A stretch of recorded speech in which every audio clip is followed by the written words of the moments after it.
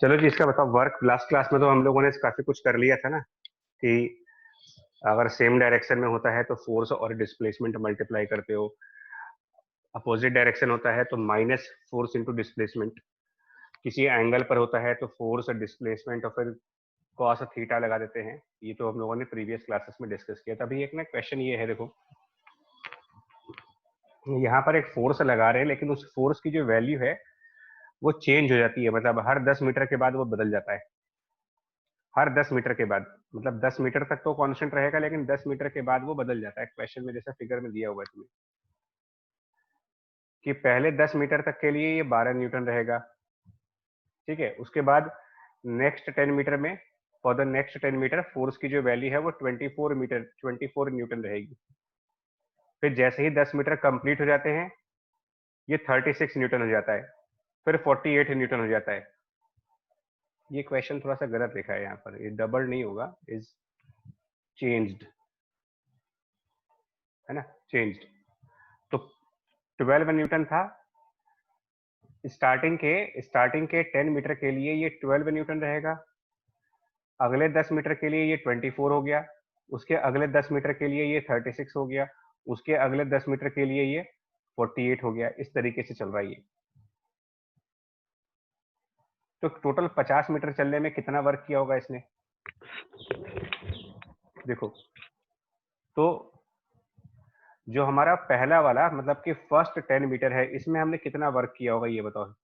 फिर इसके बाद वाले 10 मीटर में, नेक्स्ट 10 मीटर में कितना वर्क किया हमने, उसके बाद वाले 10 मीटर में कितना वर्क किया। इस तरीके से कैलकुलेट करते जाओ। एक एक 10-10 मीटर में कितना कितना वर्क करोगे ये कैलकुलेट करो।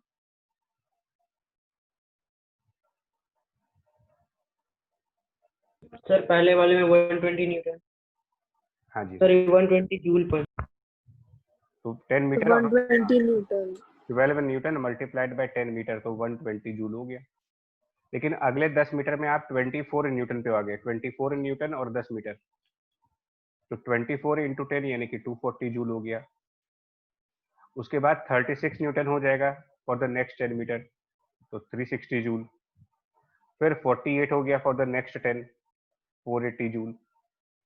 फिर 72 न्यूटन हो गया for the next 10 metre, 720 joule. Total कितना आएगा जरा देखो, इनको मिला दो। तो अगर हम टोटल कैलकुलेट करें फॉर कंप्लीट, मतलब total work for the 50 kilometre, अगर टोटल निकाले 50 मीटर का टोटल वर्क निकालें इन सबको अलग अलग करके, तो टोटल वैल्यू कितनी आएगी जरा देखो कैलकुलेट करके यहाँ पर,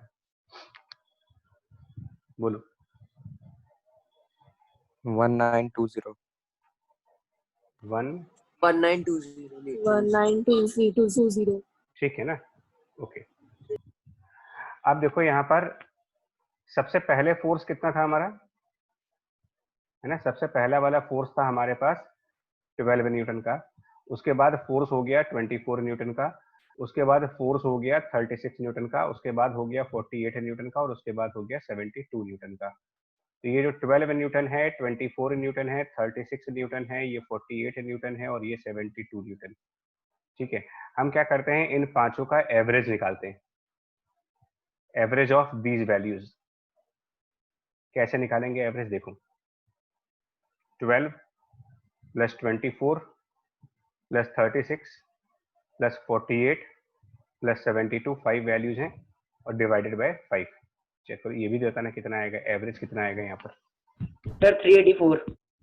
380 एवरेज 5 से डिवाइड भी करना है।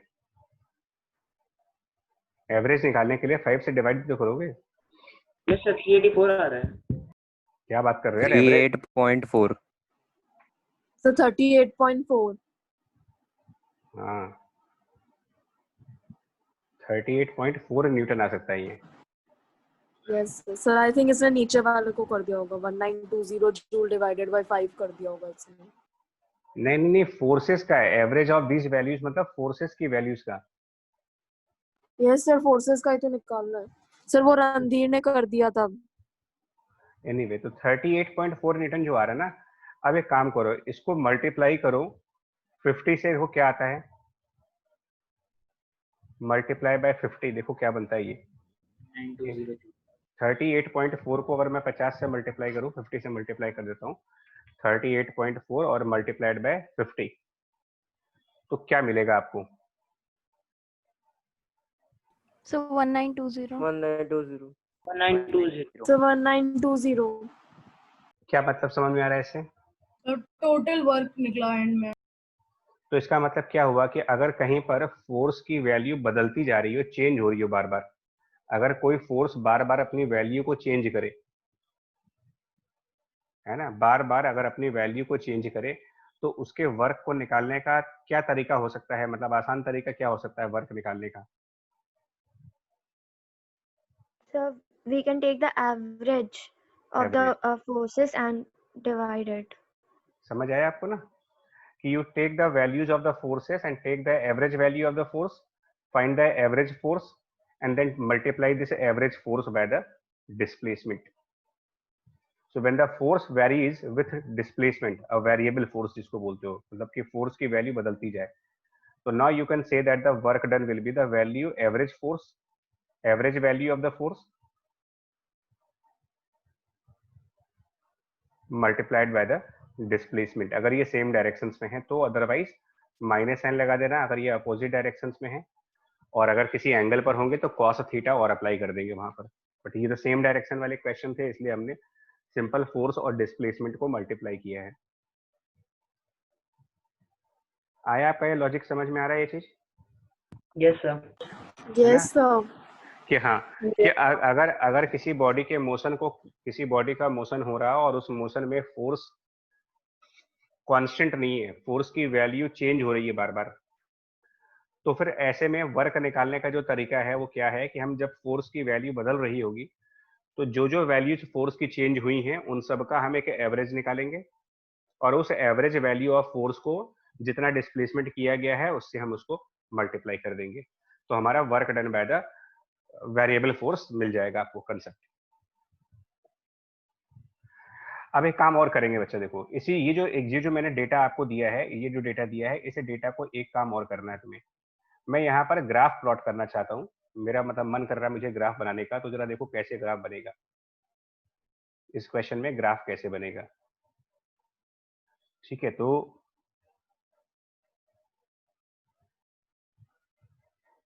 ठीक है, देखो तो मैं वर्टिकल एक्सिस पर ना फोर्स की वैल्यू दिखाऊंगा और हॉरिजॉन्टल एक्सिस पर डिस्प्लेसमेंट की वैल्यू। तो सबसे पहले हमने फोर्स कितना लगाया था स्टार्टिंग में, जब स्टार्ट किया था तो कितना फोर्स लगाया था हमने, है ना, स्टार्टिंग में देखो सबसे स्टार्टिंग वाली फोर्स की वैल्यू थी 12 न्यूटन की, और वो कितनी देर बाद चेंज किया मैंने, 12 न्यूटन की फोर्स को कितनी देर बाद जा करके आपने चेंज कर रखा है, मतलब 12 से 24 करने में कितना डिस्प्लेसमेंट किया मैंने, तो 10 मीटर 10 मीटर का। तो हम सबसे पहले क्या करेंगे, 12 न्यूटन का एक फोर्स दिखाएंगे और हम 12 न्यूटन को कांस्टेंट रखेंगे। ठीक है, ग्राफ कैसे बनेगा, जैसे ही डिस्प्लेसमेंट वाली साइड पर 10 मीटर कवर हो जाएगा, ठीक है ना, जैसे ही आपका ये 10 मीटर पूरा हो जाएगा डिस्प्लेसमेंट वाली साइड पर, ये मीटर में है सब कुछ, तो हम फोर्स की वैल्यू को अब 12 से उठा करके कितना कर देंगे, 12 से उठा करके इसकी वैल्यू बदल दी जाएगी और अब इसकी वैल्यू हो गई 24। फिर जैसे ही 10 मीटर और पूरे हो गए, यानी कि टोटल 20 मीटर हो गया, तो जैसे ही टोटल 20 मीटर हो गया, हमने फोर्स की वैल्यू को 24 से बढ़ा करके कितना कर दिया, 24 से बढ़ा करके उसकी वैल्यू हम लोगों ने कर दी 36 न्यूटन की। तो 36 न्यूटन तक का फोर्स हमने किया, और जब हम 30 मीटर कवर कर गए तो फिर हम उसको 36 से बढ़ा करके और कितना कर देंगे, 36 से बढ़ा करके क्वेश्चन के हिसाब से वापस 48। हाँ, तो ये 40 हो गया और यहाँ पर वैल्यू 48 की आ गई, मतलब स्टेयर जैसा ग्राफ आ रहा है, स्टेयर जैसा ग्राफ। उसके बाद 10 मीटर और चलेंगे तो ये 48 से बढ़ा करके हम लोगों ने 72 की वैल्यू कर दी, और ये 40 से 50 हो गया, यहाँ पर ये हो गया 72। फोर्स को हम न्यूटन में यूज कर रहे हैं। अब आपको ना एक काम करना है, देखो जो पहला वाला ग्राफ बनाया है इसके नीचे का ये वाला पूरा पोर्शन, ये एरिया कितना बनेगा, सेकंड वाले ग्राफ के नीचे का एरिया देखो, थर्ड वाले ग्राफ के नीचे का एरिया देखो, फोर्थ वाले ग्राफ के नीचे का एरिया देखो, और फिफ्थ वाले ग्राफ के नीचे का एरिया बताओ कितना आएगा। तो ये सब रेक्टेंगल्स बन रहे हैं बच्चा, तो यहाँ पर कितना एरिया बनेगा देखो, अगर रेक्टेंगल के हिसाब से निकालें तो 120। ये वाला एरिया कितना बनेगा, 120. अगला वाला एरिया, 480. मतलब ये वाला एरिया 240 है। फिर ये वाला एरिया निकालो, 240 है, ये वाला एरिया 360, 360 तो ये 120 है ना, इन सबको ऐड कर दो तो मतलब कि सम ऑफ ऑल एरियाज कितना बन जाएगा हमारा। तो एक बार जब आप सारे एरियाज को ऐड करोगे ना 360, इसके बाद 480, इसके बाद बनेगा तुम्हारा वही 720। So your voice is cracking. बच्चा एक सेकंड को ना, नहीं sir, your voice is clear. Sum of all areas करेंगे ना, सर अभी क्रैक हो रहा था। 120 कोई बात नहीं, 120 plus 240 plus 360 plus 480 plus 720, you add all these areas and again you will get the same value which is 1920. That is the work. So this is your second concept. This is your second concept, that if you have a graph, in which the force is plotted on the y-axis and the displacement is plotted on the x-axis. If I have a graph in which the values of the forces are plotted on the y-axis, vertical axis, and the values of displacements, they are plotted on the horizontal axis, and if I take the area of this graph, then that area directly provide me the value of total work done by this force. Alternatively ये भी कह सकते हो। So मैं फिर बोल रहा हूँ, area of a graph which is between the force and displacement. So area of force displacement graph is directly equals to the amount of work which is done by the force, work by the force. This is one concept. And second, we have discussed here that you can take the work done of a variable force by the average value of force multiplied by the displacement. If I have a force which is variable, then take the average force and multiply it by displacement. ये दो आपके नए concepts हैं आज के लिए. For example, अगर आपसे ये कहा जाए, मैं एक ग्राफ प्लॉट करके दे रहा हूँ आपको, ठीक है ना, जस्ट फॉर एग्जांपल मैं एक ग्राफ प्लॉट करता हूँ और आपसे कह दूंगा कि इसका वर्क कैलकुलेट करना है आपको, तो फोर्स और मान लो यहाँ पर डिस्प्लेसमेंट है और मैंने एक ग्राफ प्लॉट किया which looks like a triangle and then a trapezium. This is a graph. So this value starts from 0, it goes up to the value of suppose that 6 Newton. Forces are plotted in the Newton and displacements are in the meter, and this value suppose that 4, and finally we have the value equals to 8. So how much is the work done by this force? Question is what is the work by this force जिसका graph plot किया गया है. तो अभी हम लोगों ने concept पढ़ा है कि अगर फोर्स और डिस्प्लेसमेंट में ग्राफ आ जाए ना, तो तुमको सिर्फ एक काम करना है, आप ये एरिया कैलकुलेट करो कि कितना एरिया यहाँ पर बनेगा.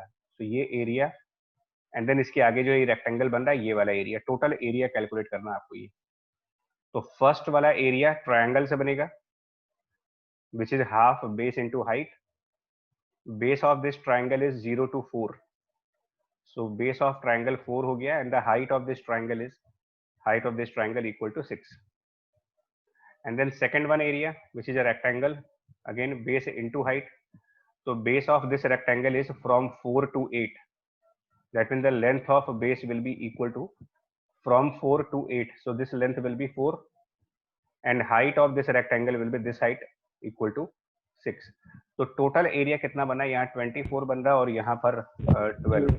तो दैट मीन्स कि जो टोटल वर्क होगा, मेरा सीधा सा कंसेप्ट है, this total work will be 12 plus 24 which is equal to 36 of joules. Clear है ये पॉइंट? Yes, sir. क्लियर है ना? ठीक है, Yes, sir. ठीक है. Yes, sir. एक और देखो बच्चे, फिर ना एक और क्वेश्चन दिखा देते हैं आपको, मतलब ग्राफिकल वे में. अब थोड़ा सा ये आपको स्कूल सिलेबस से हल्का सा बाहर आते हैं हम लोग स्लाइटली. एंड देन देखो यहाँ पर डिस्प्लेसमेंट, यहाँ पर फोर्स मान लिया, और सपोज दैट हमारे पास कोई ग्राफ है और वो ग्राफ कुछ ऐसे है जो थोड़ा सा नीचे के साइड से जाता है और नीचे के साइड जा करके फिर ये ट्रायंगल बनता है और फिर ये ट्रायंगल बनने के बाद, ठीक है, यहाँ पर ट्रायंगल बना है, इसके बाद ये यहाँ से उठ करके एक रेक्टेंगल बन जाता है. कुछ ऐसा ग्राफ है, इस टाइप से ग्राफ है ये वैल्यू 0 है ऑब्वियसली. यहाँ पर जो वैल्यू बनेगी वो नेचुरली 0 बनेगी. यहाँ पर वैल्यू जो बन रही है वो -4 की बन रही है, ये वैल्यू 6 की बन रही है, यहाँ पर वैल्यू 8 की बन रही है, और टॉप साइड पर ये जो वैल्यू जा रही है ये मान लेते हैं 8 है, और ये न्यूटन और ये मीटर. तो अगेन कितना वर्क है यहाँ पर, क्वेश्चन यही है, कैलकुलेट करना है वर्क की वैल्यू. तो क्या करोगे, देखो जो ये ग्राफ बना है ना, इसका एरिया निकालना। तो यहाँ पर एक ट्रायंगल बन रहा है, इस ट्रायंगल का एरिया निकालेंगे और फिर इस रेक्टेंगल का एरिया निकालेंगे। तो पहले एरिया ऑफ ट्रायंगल निकाल, 28 joules. ठीक है, और एरिया ऑफ रेक्टेंगल दोनों निकालते हैं। तो ट्रायंगल का एरिया निकालने का फॉर्मूला और रेक्टेंगल का एरिया निकालने का जो फॉर्मूला है वो लगाते हैं। तो इट इज हाफ, कितना, तो कितना बेस है उस ट्रायंगल का, जो ये ट्रायंगल यहाँ पर बना हुआ है इसका बेस कितना है, सर 6 6 और उसकी हाइट कितनी है ट्रायंगल, -4 -4 तो 4 जूल -4 आएगा ये, है ना। और रेक्टेंगल का जब एरिया निकालेंगे तो उसका बेस कितना है, बेस ऑफ रेक्टेंगल, तो वो 2 हाँ 2 है ना, क्योंकि वो 6 से 8 के बीच में है, और हाइट ऑफ रेक्टेंगल 8 है। सर 8 तो यहाँ पर 16 आ जाएगा और ऊपर वो 3 -12 आ जाएगा, और दोनों को ऐड करो, टोटल एरिया निकालो, total 4 joule 4 joule sir 4 So 4 joules. यही आंसर है, दिस इज आंसर, यही वर्क डन है, इतना ही वर्क डन होगा। ठीक है, समझ आया आपको ये चीज? Yes, sir. yes sir ठीक है यस बेटा, सर ओके जी। आप देखो ये कंसेप्ट तो समझ में आ गया आपको, ठीक है। अभी अगला देखो, एक चीज और है, हम लोगों ने शायद न्यूटन लॉ के टाइम पर ना स्प्रिंग के बारे में डिस्कस किया था। न्यूटन लॉ के टाइम पर स्प्रिंग के फोर्सेस को डिस्कस किया था। एक बार उसको रिवाइज कर ले जल्दी से, और उसके बाद कहेंगे कि उसका वर्क कैसे निकालोगे। तो न्यूटन लॉ में स्प्रिंग फोर्सेस में एक लॉ दिया गया था, एक पर्सन के नेम पर, साइंटिस्ट के नेम पर, Hooke's law. हुक्स लॉ था। और उन्होंने ये कहा था कि अगर एक स्प्रिंग है तो स्प्रिंग्स की अपनी एक नॉर्मल लेंथ होती है, जिसको हम बोलते हैं रिलैक्स कर रहे होते हैं, नॉर्मल। तो एक नॉर्मल लेंथ होती है स्प्रिंग की, जहां पर ये कहा जाता है कि स्प्रिंग किसी भी तरीके का फोर्स एक्सर्ट नहीं करता। इस टाइम पर ये बोला जाता है कि there is no force by the spring. लेकिन अगर कोई पर्सन इस स्प्रिंग को होल्ड करे, पर्सन अपने हाथ से स्प्रिंग को पकड़ करके और स्प्रिंग को खींचना स्टार्ट कर दे, इसको पुल करना स्टार्ट कर दो आप, ठीक है। तो अगर हम स्प्रिंग को मान लो एलोंगेट करना चाहते हैं, स्प्रिंग को पुल करना चाहते हैं, तो पर्सन को क्या करना पड़ेगा, पर्सन को स्प्रिंग को पकड़ करके और खींचना पड़ेगा। तो ये जब पर्सन, मतलब पर्सन क्या करेगा, पर्सन स्प्रिंग को पुल कर रहा है, that is the pull by person. तो हम लोगों ने ये कहा था कि जब स्प्रिंग को आप पुल करते हो तो ये रबर जैसा काम करता है। रबर में क्या होता है कि रबर एलोंगेट होने के बाद अपने आप को वापस ओरिजिनल शेप में लेके जाना चाहती है। स्प्रिंग की भी टेंडेंसी वही होती है कि ये नहीं ये चाहती है कि मेरी जो नॉर्मल लेंथ थी उस लेंथ पर आ जाए। तो ये स्प्रिंग पर्सन को अंदर की तरफ खींचती है, इनसाइड, मतलब pull by the spring will be now inward. याद है ये टॉपिक आपका बच्चे लोग कि स्प्रिंग किस तरीके से फोर्स लगाती है? Yes, sir. याद है. yes sir और अगर हमने इसको x अमाउंट खींचा है, मान लो अगर हमने इसको एलोंगेट x अमाउंट किया है, अगर हमने इसको x अमाउंट खींचा है, ध्यान से सुनना, तो पुल बाय स्प्रिंग में हुक्स लॉ था। हुक्स लॉ ये कहता था कि फोर्स बाय द स्प्रिंग जब निकालना हो आपको ना, फोर्स बाय स्प्रिंग, क्या था उन्होंने हुक्स लॉ में क्या कहा गया था कि फोर्स बाय स्प्रिंग का फॉर्मूला क्या दिया गया था कि अगर spring constant minus kx. Minus के एक्स था, तो ये माइनस के एक्स स्प्रिंग का फोर्स लगेगा, जिसमें हुक्स ने ये कहा था कि स्प्रिंग जितनी ज्यादा एलोंगेट करते हैं उतना ज्यादा फोर्स लगाती है। के को उस टाइम पर न्यूटन लॉ के लेक्चर में के को हम लोगों ने स्प्रिंग कांस्टेंट का नाम दिया था, जिसको कहा था कि ये स्टिफनेस पे डिपेंड करता है, सॉफ्ट स्प्रिंग है या फिर हार्ड स्प्रिंग है। सॉफ्ट स्प्रिंग होती है तो के कम होता है, और हार्ड स्प्रिंग्स के लिए के ज्यादा होता है। स्प्रिंग कांस्टेंट उसके हिसाब से होता है स्टिफनेस पर, फ्लेक्सिबल है या फिर हार्डनेस है। और x की बात करोगे तो x उसका होता है कि कितना आपने उसको एलोंगेट किया है या फिर कितना उसको आपने कंप्रेस किया है, कितना खींचा है स्प्रिंग को। तो ये बताओ, जो स्प्रिंग का फोर्स है क्या ये कांस्टेंट फोर्स है या वेरिएबल फोर्स है? मतलब फॉर एग्जांपल अगर मैं ये मान लूं कि सपोज k की वैल्यू 100 है, मान लो k की वैल्यू 100 न्यूटन पर मीटर है, और पहली बार मैंने इसको 10 सेंटीमीटर से खींचा, मान लीजिए 10 सेंटीमीटर खींचा, तो ये पुल बाय स्प्रिंग कितना हुआ फिर यहाँ पर अगर कैलकुलेट करोगे तो कितना आएगा न्यूमेरिकली? कितना सर 10, मतलब न्यूमेरिकल माइनस छोड़ दो, माइनस का तो मतलब ये होता है कि स्प्रिंग अपोज करती है। Sir 10 Newton, sir 10 Newton sir 10 Newton. तो K 100 है लेकिन X की वैल्यू 10 सेंटीमीटर है, तो उसको मीटर में कन्वर्ट कर लेंगे तो 10 न्यूटन का फोर्स आ गया ये, यानी स्प्रिंग इस समय 10 न्यूटन का फोर्स लगाएगी। अब मान लो जो पर्सन है उसका मूड अच्छा नहीं है, पर्सन रुकने का नाम नहीं ले रहा, कह रहा है हम तो और खींचेंगे, उसको मजा आ रही है स्प्रिंग खींचने में, है ना। पर्सन जो है वो कोई बच्चा है, उसको इसको गेम लग रहा है, उसको लग रहा है ये कोई अच्छा सा गेम है, और वो स्प्रिंग को और खींचने में लगा हुआ है, और बड़ा कर दिया स्प्रिंग को। सर या तो टूट जाएगी या परमानेंटली सर खींची जाएगी। नहीं, अभी परमानेंट वाला नहीं है। मान लो उसने कहा कि अब हम इसको 20 सेंटीमीटर एलोंगेट कर देते हैं, तो स्प्रिंग फिर से इस आदमी पर फोर्स लगाएगी। अब कितना फोर्स बाय द स्प्रिंग कितना होगा यहाँ पर? 20 न्यूटन। 20 न्यूटन। 20 न्यूटन। राइट, यही तो हुक्स लॉ है कि पहले तो स्प्रिंग कोई फोर्स नहीं लगा रहा था क्योंकि स्प्रिंग अपनी नॉर्मल लेंथ में थी, लेकिन जैसे जैसे उसको खींचते चले जाओगे उसकी फोर्स बढ़ती चली जाएगी। तो ये कांस्टेंट फोर्स की कैटेगरी है या वेरिएबल फोर्स की कैटेगरी है? Sir variable. Variable force. Variable force. हाँ, शाबाशी।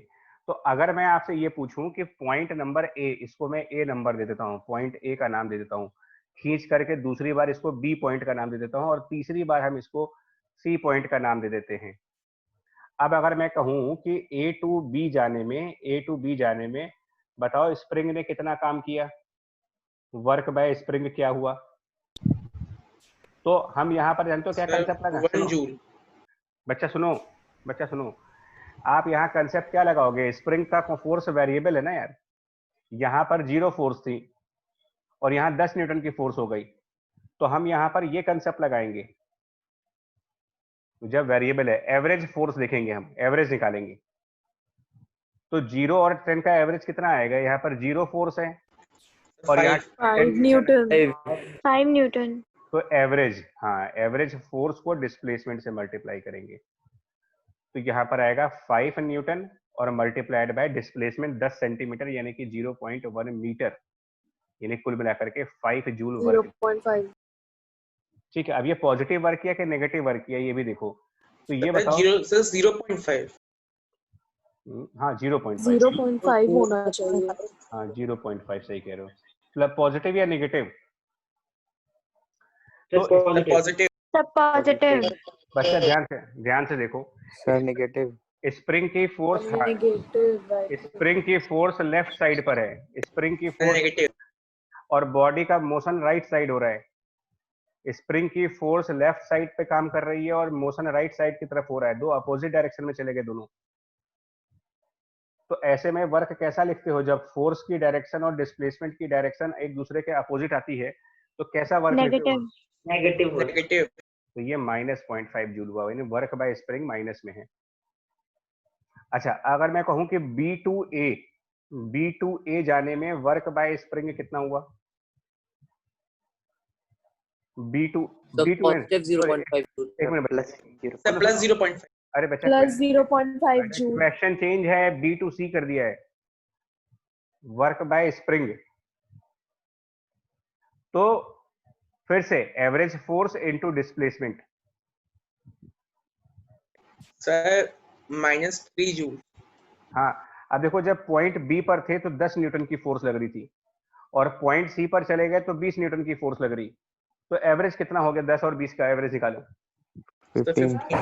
15 और डिस्प्लेसमेंट 0.1 का, और ये भी माइनस में आएगा, -1.5।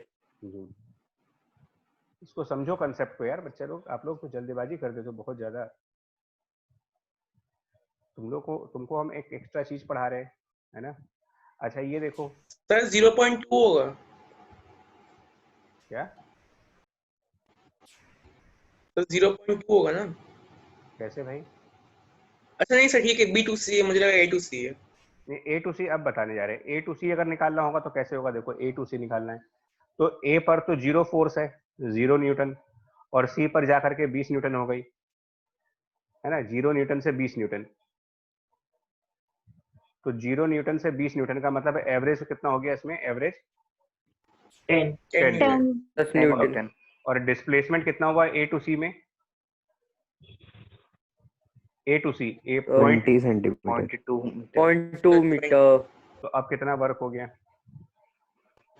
2 तो joule minus -2 joule -2 joule. -2 joule. हाँ, ऐसे कैलकुलेट करना है। स्प्रिंग का वर्क निकालना होगा तो ये तरीका रखना है। स्प्रिंग का फोर्स में एवरेज यूज करेंगे, क्योंकि ये एक वेरिएबल फोर्स कैटेगरी में जाता है। ठीक है, अब अगर इसको मैं ना सिंबल्स के फॉर्म में लेना चाहूँ तो क्या बनेगा? अगर इसको सिंबल्स के फॉर्म में करना चाहें, ये तो हमने न्यूमेरिकल फॉर्म में किया।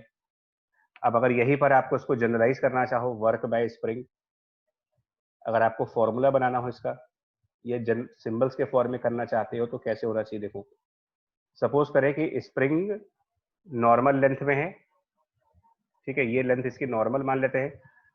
तो नॉर्मल लेंथ का मतलब, और पर्सन ने इसको पकड़ रखा है, ठीक है, पर्सन ने पकड़ रखा है या किसी ब्लॉक ने पकड़ रखा है, किसी ने भी स्प्रिंग को होल्ड किया है, तो इस समय स्प्रिंग कोई फोर्स नहीं लगाती है, नॉर्मल लेंथ पर 0 फोर्स। अब हमने स्प्रिंग को इलोंगेट कर दिया। अब मैं कोई न्यूमेरिकल वैल्यू पुट नहीं करूंगा यार, ठीक है ना, हमने इसको x अमाउंट से इलोंगेट कर दिया। तो हम इसको में स्प्रिंग का फोर्स कितना दिखाएंगे? तो फोर्स बाय द स्प्रिंग हम दिखाएंगे, तो वो दिखाएंगे -kx दिखाएंगे, न्यूमेरिकल वैल्यू नहीं दिखा रहे। तो एवरेज स्प्रिंग फोर्स कितना रहा? एवरेज फोर्स कैलकुलेट कर लेते हैं। तो पहले 0 था, फिर -kx हो गया और डिवाइडेड बाय 2 करो, तो एवरेज फोर्स मिलेगा आपको -kx डिवाइडेड बाय 2। और डिस्प्लेसमेंट कितना हुआ? तो डिस्प्लेसमेंट की वैल्यू x हुई। तो work by the spring force कितना हुआ? तो आंसर हो जाएगा वर्क बाय स्प्रिंग फोर्स। अगर मैं कैलकुलेट करूं यहाँ पर, तो एवरेज फोर्स इनटू डिस्प्लेसमेंट करेंगे जब, तो -12 x स्क्वायर कह सकते हो। This is the work by spring force during, क्या किया जा रहा है? During elongation of spring. During the elongation of spring, मतलब जब उसको खींचेंगे तो स्प्रिंग का वर्क माइनस में आएगा, और वो आएगा -12 x²।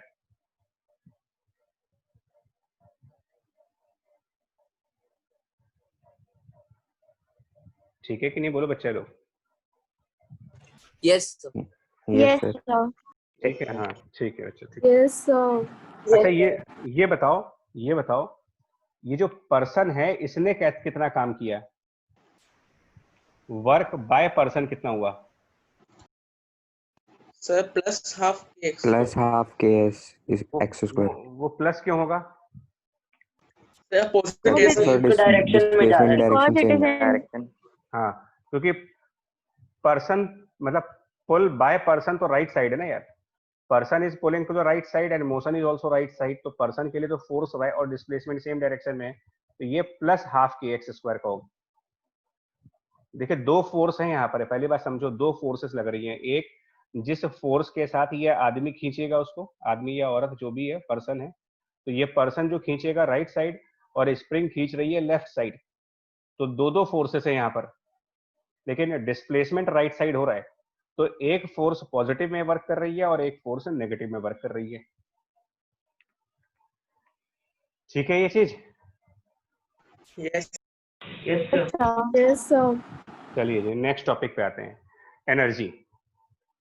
दो तरीके की एनर्जीज पढ़ेंगे। वैसे तो एनर्जी मतलब defined as the capacity of doing work है, और when we say a body has energy we mean that it can do the work. Simple सा लॉजिक है। आप जब बोलते हो कि इसमें एनर्जी है तो इसका मतलब कुछ ना कुछ काम तो होगा वहां पर, है ना। तो डेड बॉडी में ही एनर्जी नहीं होती है, बट अगर कोई जिंदा बॉडी है तो उसमें एनर्जी तो होती है। डेड बॉडी से कोई काम नहीं हो सकता, तो dead body has no energy.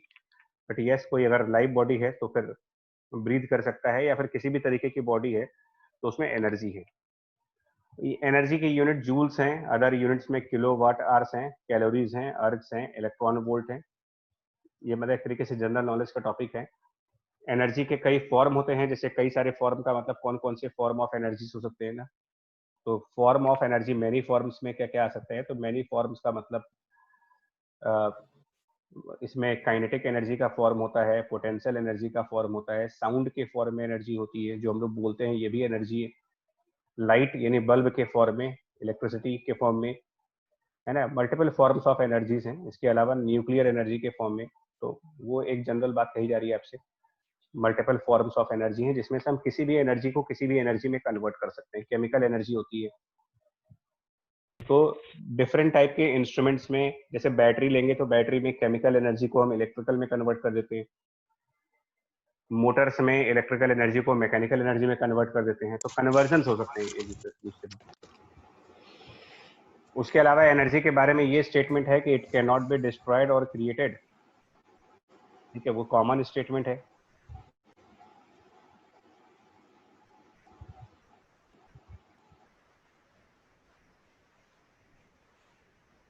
ठीक है जी, energy can not be created और कैन नॉट बी डिस्ट्रॉयड। तो आप वैसे भी जानते होंगे मेरे ख्याल से इस स्टेटमेंट को, सुना होगा कि नहीं सुना आपने? यस सर, सुनने हैं। यस सर, सुना है। ठीक है, कि एनर्जी कभी क्रिएट नहीं होती है, डिस्ट्रॉय नहीं होती है, लेकिन ये बस आप इसका फॉर्म बदल सकते हो। और उस माइक म्यूट करो अपनी तरफ। Energy can neither be created nor be destroyed, है ना। और फिगर सोन फिगर यहाँ पर मिस हो गई है एक्चुअली।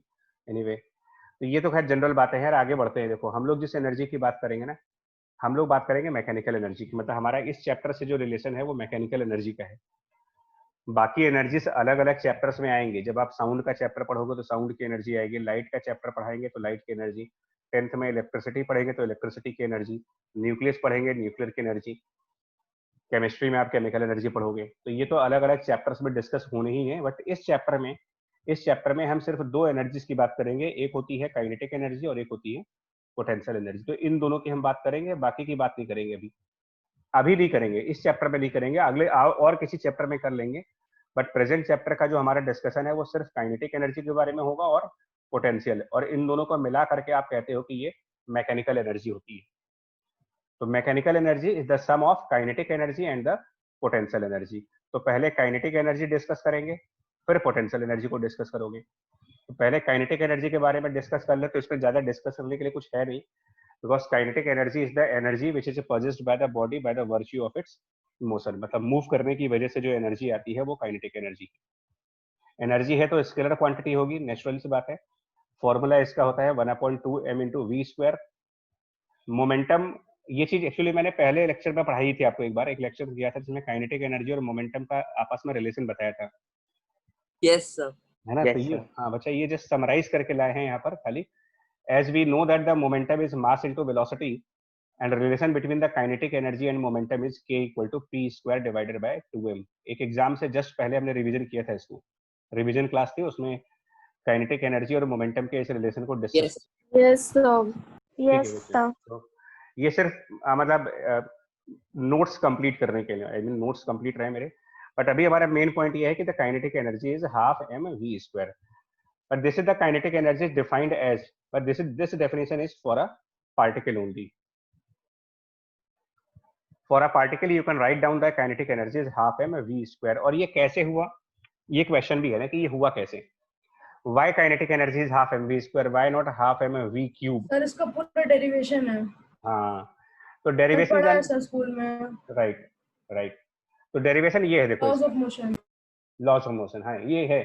देखो जैसे यहाँ पर कहा गया कि ये मास स्टार्टिंग में रेस्ट पे है और इसके बाद ये v स्पीड पे चल रहा, मान लो जब ये ऐसे डिस्टेंस मूव कर गया तो इसके बाद ये मोशन में आ गया, रेस्ट से मोशन में चला गया, और इस पर एक फोर्स F लगाया।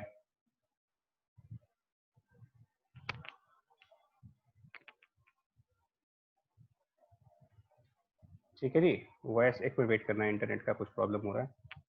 तो ये, हाँ ये फोर्स F सी यू लगाया। Are not audible. हाँ सुनना बच्चा, बोल रहे हैं एक सेकंड। फोर्स F लगाया है इसमें, तो जैसे ही फोर्स हमने लगाया उसमें ये डिस्प्लेसमेंट हो गया कैपिटल S का, और ये बॉडी रेस्ट से मोशन में चली गई। तो अब हम क्या करेंगे ना, देखो यहाँ पर अगर हम न्यूटन लॉ यूज करें, Newton law of motion NLM, तो उससे आप ये कह सकते हो कि एक्सेलरेशन कितना होगा इसका। तो एक्सेलरेशन ऑफ द बॉडी अगर हम कैलकुलेट करना चाहें तो we can simply write it the force divided by the mass, force upon mass is the acceleration. Then I will apply equation of जो मोशन थी, मतलब हमारे पहले चैप्टर में इक्वेशन ऑफ मोशन पढ़ाई गई थी आपको, उसमें से थर्ड इक्वेशन की बात कर रहे हैं। तो थर्ड इक्वेशन ऑफ मोशन ये था कि that v² will be equal to u² plus 2 × a × s। That was the third equation. तो इस थर्ड इक्वेशन से हमारा v² की वैल्यू बच जाएगी u², बॉडी इनिशियली रेस्ट पे है, सो 0² plus twice you can substitute acceleration as force upon mass and then displacement capital S. So from here I can write down that F into S will be equal to mv square divided by 2. Now tell me what is the F into S? इसको क्या कहेंगे? What is F into S? यानी force into displacement क्या होता है? तो what is F into S जो left side पर है, that mean force into displacement. तो इसका आंसर आएगा it is The work. And what is work? But work is the form of energy. Work मतलब क्या होता है? एनर्जी का ट्रांसफर. दैट मीन्स कि F into S is some kind of energy. It is some kind of energy, some form of energy, which उसको हम क्या बोले? Some kind of energy which we call as kinetic form. यहां पर इसको आप कह सकते हो कि ये kinetic form है. और क्योंकि F into S mv square by 2 के बराबर आ रहा है, therefore kinetic energy is equal to half mv square. That is why kinetic energy equals to half mv square बोल सकते हो. मतलब ये प्रूविंग मांगते हैं आपसे कि prove that kinetic energy is half mv square. तो पहले न्यूटन लॉ लगाइए, एक्सेलरेशन फाइंड करो, इक्वेशन ऑफ मोशन फाइंड करिए, एंड उसके बाद F into S के बारे में डिस्कस करो कि F into S तो वर्क होता है. वर्क का मतलब होता है कि एनर्जी देना. तो इसका मतलब जो हमने F into S की एनर्जी दी, F into S वर्क किया, दैट मीन्स इतनी एनर्जी अगर हमने ब्लॉक को प्रोवाइड कर दी, F into S के बराबर की एनर्जी हमने ब्लॉक को प्रोवाइड की.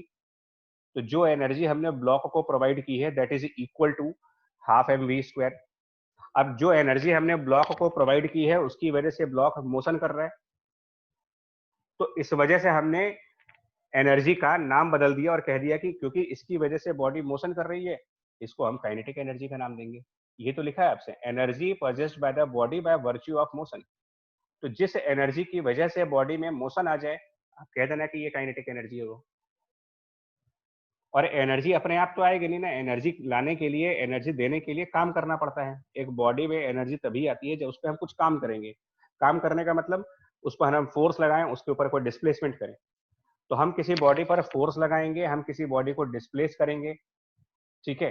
तो इसका मतलब हमने उस बॉडी में एनर्जी डाल दी, ऐड कर दी एनर्जी, जिसकी वजह से ये बॉडी मोशन कर रही है और हमारा वर्क प्रूफ होता है, हमारे वर्क की प्रूविंग आ रही है हाफ mv स्क्वायर. तो हम कह सकते हैं कि हमारा वर्क जो है वो एज अ काइनेटिक एनर्जी है, और काइनेटिक एनर्जी का फॉर्मूला यहाँ से डिराइव हो जाता है half mv square. Simple formula है. आई मीन डेरिवेशन कोई बहुत डिफिकल्ट नहीं है, ऐसा नहीं है कि आप डेरिवेशन खुद से नहीं कर सकते. 3 स्टेप्स का डेरिवेशन है.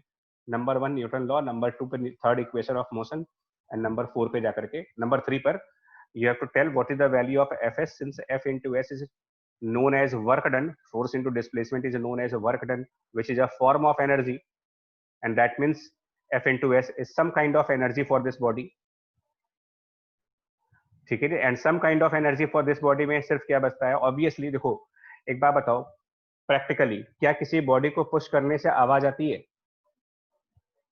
मतलब देखिए यहाँ पर ये कहा जा रहा है कि F into S is some kind of energy. तो इसको हमने काइनेटिक ही क्यों कहा है? कुछ और कह देते.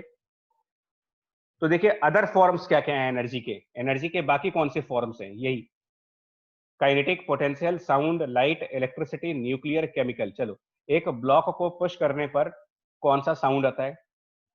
प्रैक्टिकली अगर एक आप अपनी स्टडी टेबल पर किताब रखी है और किताब को पुश करके एक जगह से दूसरी जगह ले जाओ, तो उसमें से आवाज आएगी क्या?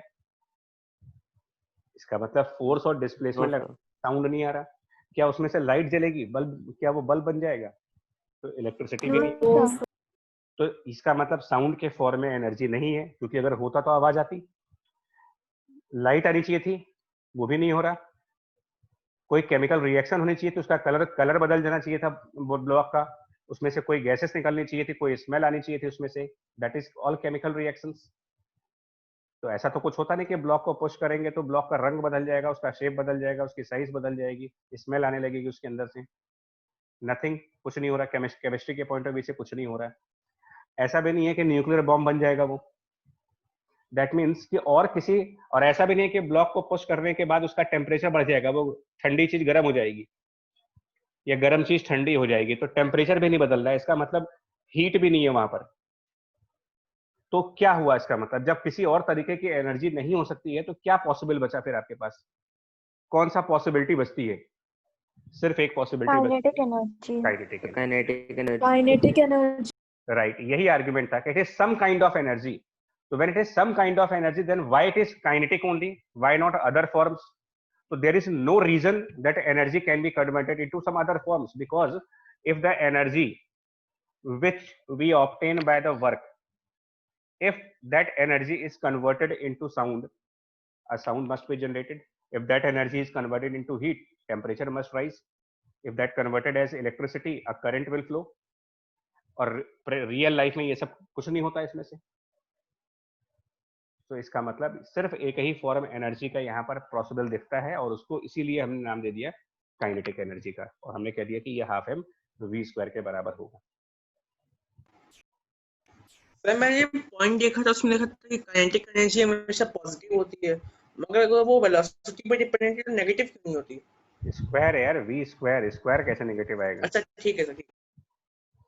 चलिए क्वेश्चन पे आते हैं, फटाफट मूव करते हैं जल्दी से, आसान क्वेश्चन हैं, जल्दी आंसर हो जाएगा।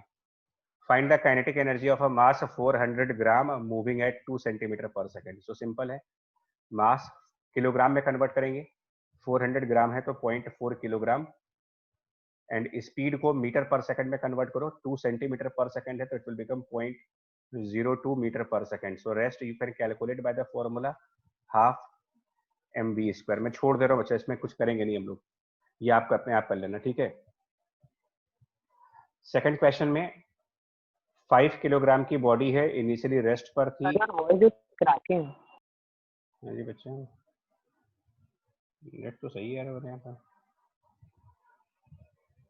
नेट तो सही चल रहा है यार, पता नहीं क्यों। अच्छा देखो, body of mass 5 kilogram initially at rest is subjected to a force 20 newton. What is the kinetic energy acquired by the body at the end of 10 seconds? So force given है, rest मतलब initial velocity 0 given है, sir 20 mass given है, right, time given है, and क्या पूछा है, what is the kinetic energy? 60 joules. तो पहले क्या करोगे, एक्सेलरेशन निकालोगे फोर्स अपॉन मास के थ्रू। तो फोर्स 160. हाँ जी, मास देख लेते बच्चा एक बार करके दे, 4 metre per second square, 4 metre per second square की एक्सेलरेशन। उसके बाद हम फॉर्मूला लगाएंगे v equal to u plus a t का। तो इससे हम v कैलकुलेट करेंगे, इसमें u 0 है, एक्सेलरेशन 4 हो चुका है, और टाइम की वैल्यू 10 है यानी कि 40। अब उसके बाद आप काइनेटिक एनर्जी का फॉर्मूला लगाओगे हाफ एम वी स्क्वायर वाला। तो it is half mass of a body 5 kilogram and v square will be 40 square. तो 1600 बाई 2, 800 इंटू 5, कुल मिलाकर के ये 4000 आएगा। आ रहा समझ में ये चीज, 4000 कैसे आएगा? Yes, sir. Yes sir. सीधा फॉर्मूले पर है। नेक्स्ट, सर अगर बॉडी इनिशियली रेस्ट पर ना हो तो इसमें u की वैल्यू ऐड कर लो, u प्लस ए टी में u ऐड कर लो। और सर ग्रेविटी से रिवर्स करो, ग्रेविटी उल्टी हो, अगर हम उल्टी फेंके से ग्रेविटी से तो सर नेगेटिव आना चाहिए। अरे बच्चा रुको, अभी आएगा क्वेश्चन, परेशान ना होइए, आप सब करेंगे हम लोग। अभी तो बस बेसिक क्वेश्चन कर रहा हूँ, अभी तो बहुत एलिमेंटरी लेवल पर सिर्फ डेफिनेशंस पढ़ रहे हैं हम लोग। इसको बताओ, a light body and a heavy body have same linear momentum, which one has greater kinetic energy? First वाले का आंसर दीजिए। और अभी हम लोगों ने डिस्कस किया है kinetic energy is equal to p square divided by 2m, the one which has lesser mass. है ना, p, ये फॉर्मूला है, kinetic energy is p square by 2m। Sir तो they have Light body. Heavy body, बच्चा same linear momentum है, same linear momentum, that means कि numerator part same है, numerator part same है, तो जिसके लिए डिनोमिनेटर पार्ट छोटा आएगा काइनेटिक एनर्जी उसकी ज्यादा हो जाएगी। Sir, with Light less body. mass body. तो आंसर हो जाएगा लाइटर बॉडी। Light body. अब second question, the momentum of object is doubled, how does the kinetic energy change? तो मोमेंटम सर 2 डबल, टाइम्स, बच्चा क्या कर रहे हो? Four times. 4 4 times. Times. Numerator में मोमेंटम का स्क्वायर बन रहा है, मोमेंटम का स्क्वायर। सो अगर मोमेंटम डबल हो रहा है तो उसका स्क्वायर कितने टाइम्स हो जाएगा? स्क्वायर वैल्यू, मोमेंटम p का स्क्वायर है 4 टाइम्स, 4 times. तो तो आंसर 4 टाइम। तो आंसर भी 4 टाइम देंगे आप। Third, does the kinetic energy depend on the direction of a motion involved? Can it be negative? No, no sir. and no no. Sir, it can not be No. Negative. No, sir. Direction पे क्योंकि scalar quantity है, scalar है तो direction से कोई मतलब नहीं हमें, और नेगेटिव हो नहीं सकता। Can a body have energy without momentum? No sir. No, sir. No, sir. अरे यार तुम लोग, momentum is mass into velocity, momentum is mass into velocity, but energy can have other forms. Sir potential energy भी तो हो सकती है। हाँ, तो फिर ये कहाँ लिखा काइनेटिक? Yes, sir. ये कहाँ लिखा काइनेटिक है? Can have many forms.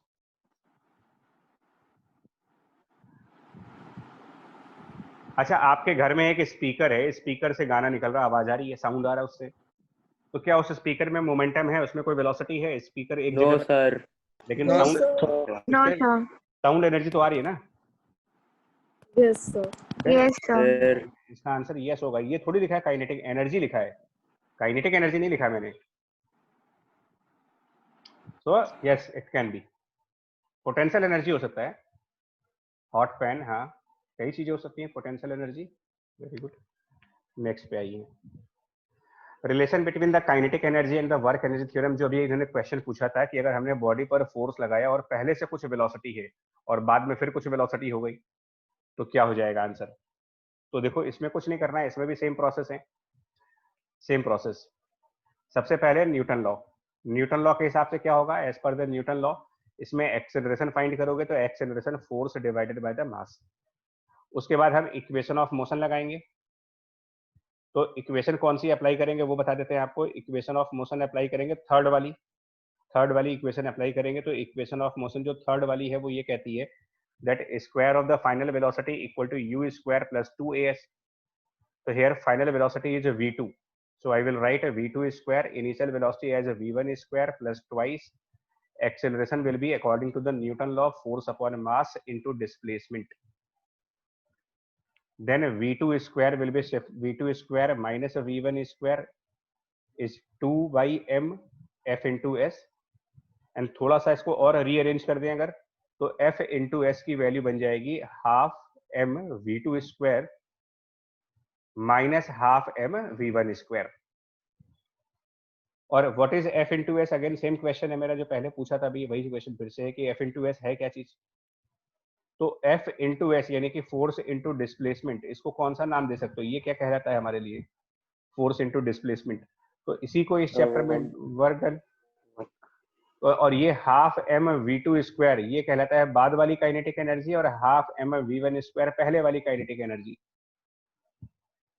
यानी यहां से रिजल्ट क्या बन रहा है आपका कि that work done is equal to kinetic energy जो बाद में आएगी माइनस काइनेटिक एनर्जी जो पहले वाली थी। यानी इसको चेंज ऑफ काइनेटिक एनर्जी भी कह सकते हो।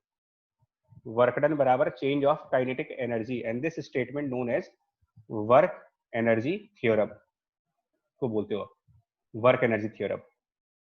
That work done by the resultant force acting on the particle, resultant force acting on a particle is equal to change in the kinetic energy of a particle.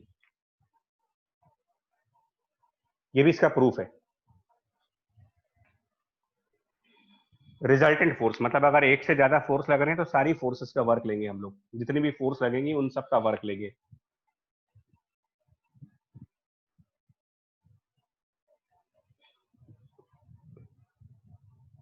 ठीक है ना? क्या मतलब हुआ इसका? रिजल्टेंट फोर्स का मतलब समझाओ, एग्जांपल के थ्रू समझाता हूं तुम्हें। रिजल्टेंट फोर्स का मतलब मैं एक एग्जांपल के थ्रू ऐसे समझाता हूं। देखो, मान लीजिए एक बॉडी है, ठीक है, मान लो एक बॉडी यहां पर है, सुनो, और मैंने इस पे दो फोर्सेस लगाई। एक फोर्स राइट साइड डायरेक्शन में 20 न्यूटन की लगाई, और एक फोर्स लेफ्ट साइड डायरेक्शन में 8 न्यूटन की लगाई। दो फोर्स लगाए इस पे, और इसको मैंने मान लो 6 मीटर से डिस्प्लेस किया। तो कितना वर्क हुआ इसमें? वर्क कितना हुआ इसमें? दो फोर्स लग रहे हैं, 20 न्यूटन की फोर्स और 8 न्यूटन की फोर्स, दो फोर्स लग रहे हैं इसमें, है ना, दो फोर्स, एक 20 न्यूटन और एक 8 न्यूटन। तो 20 न्यूटन का वर्क कितना हुआ, तो वर्क बाय 20 न्यूटन, तो ये 20 न्यूटन और 6 मीटर सेम डायरेक्शन में है, तो ये तो 120 हो जाएगा। तो 120। हाँ, और वर्क बाय 8 न्यूटन निकाले अगर, तो 8 और 6 अपोजिट है, तो माइनस इंटू 48 जूल। अब आप इसका टोटल करो, टोटल वर्क कितना हुआ, टोटल वर्क, तो total work 120 minus 48, 72 joule. 72 joule. 72 joules. तो ये जो 72 जूल है ना, ये चीज आपके लिए, ये 72 जूल, ये चीज कहलाएगी kinetic energy of the body at later stage, और माइनस काइनेटिक एनर्जी जो पहले होगी, मतलब इसको चेंज ऑफ काइनेटिक एनर्जी कहेंगे। ये स्टेटमेंट है टोटल वर्क, टोटल वर्क जो होगा हमारा। अगर मल्टीपल फोर्सेस हैं, मैं एक और एग्जांपल दिखा रहा हूं। सपोज दैट एक बॉडी हमने ली, उस पर हमारा 20 न्यूटन राइट साइड लग रहा है मान लेते हैं, और उसके ऊपर एक 10 न्यूटन का फोर्स लग रहा है 60 डिग्री के एंगल पर। मान लो ये दो फोर्सेस लग रहे हैं, एक फोर्स नीचे की तरफ भी लग रहा है, मान लो 20 न्यूटन का या 15 न्यूटन का सपोज दैट, और ये बॉडी इसमें 5 मीटर आगे आती है। तो अब आप क्या करो, देखो एक एक करके निकालो। तो वर्क बाय 10 न्यूटन कितना होगा, देन वर्क बाय 20 न्यूटन कितना होगा, देन वर्क बाय 15 न्यूटन कितना होगा। तो अगर एक बॉडी पर कई सारी फोर्स लगे, कई सारी फोर्सेस लग रही हैं बॉडी के ऊपर, तो जितनी भी फोर्स लगेंगी उन सबका वर्क निकालना होगा मेरे को, सबके वर्क। तो देखो एक एक करके, 10 न्यूटन, पहले सबसे पहले 20 वाले को देखो, 20 न्यूटन और 5 मीटर बिल्कुल पैरेलल हैं, सेम डायरेक्शन में हैं, तो ये 20 इंटू 5 100 जूल। 15 न्यूटन को डायरेक्ट कर सकते हो, क्योंकि 15 न्यूटन और डिस्प्लेसमेंट के बीच 90 डिग्री एंगल बन रहा है। और प्रीवियस लेक्चर याद करो, 90 डिग्री पर अगर कोई फोर्स लगाती है, मोशन के 90 डिग्री एंगल पर फोर्स लगाओ, तो कितना वर्क आता है उस फोर्स का। अगर कोई भी फोर्स डिस्प्लेसमेंट 0. और 10 न्यूटन वाला 60 डिग्री पर है, तो 60 डिग्री पर अगर है तो इसका वर्क निकालने के लिए क्या करते हो, फोर्स की वैल्यू, डिस्प्लेसमेंट की वैल्यू, और साथ में कुछ और भी था, cos theta. cos 60 degree. cos 60 degree. ये कितना आया वैल्यू, 10 इंटू 5 इंटू cos 60 कितना आया, cos 60 1/2 होता है। cos 60 की वैल्यू अगर 25 joule. 25 25। अब ये टोटल निकालो कितना होगा, टोटल वर्क कितना हुआ तीनों को मिला करके। तो Sir, 125 joule. 125 जूल। तो ये जो 125 जूल होगा ना, ये चीज आपकी कहलाएगी चेंज ऑफ काइनेटिक एनर्जी। ये है वर्क एनर्जी थ्योरम, इसको वर्क एनर्जी थ्योरम बोलते हैं। कि अगर एक बॉडी पर कई सारी फोर्स लगे, 2 फोर्स 3 फोर्स 4 लगे 5 लगे, जितनी भी फोर्स तुमको लगानी है लगाओ उस बॉडी पर, सबके वर्क निकाले जाएंगे, और सबके वर्क का जब टोटल किया जाएगा तो वो उस बॉडी की बाद वाली काइनेटिक एनर्जी माइनस पहले वाली काइनेटिक एनर्जी, जिसको हम चेंज ऑफ काइनेटिक एनर्जी बोलते हैं। और यही स्टेटमेंट यहाँ पर है रिजल्टेंट फोर्स का मतलब, that means all forces. Resultant force को हम ये भी कह सकते हैं कि बाय ऑल फोर्सेस, जितनी भी फोर्स लगे उन सबको मिला दो, सबके वर्क काउंट कर लो, और सबका वर्क मिला करके टोटल वर्क जो होना चाहिए वो डिफरेंस ऑफ काइनेटिक एनर्जी के बराबर आना चाहिए।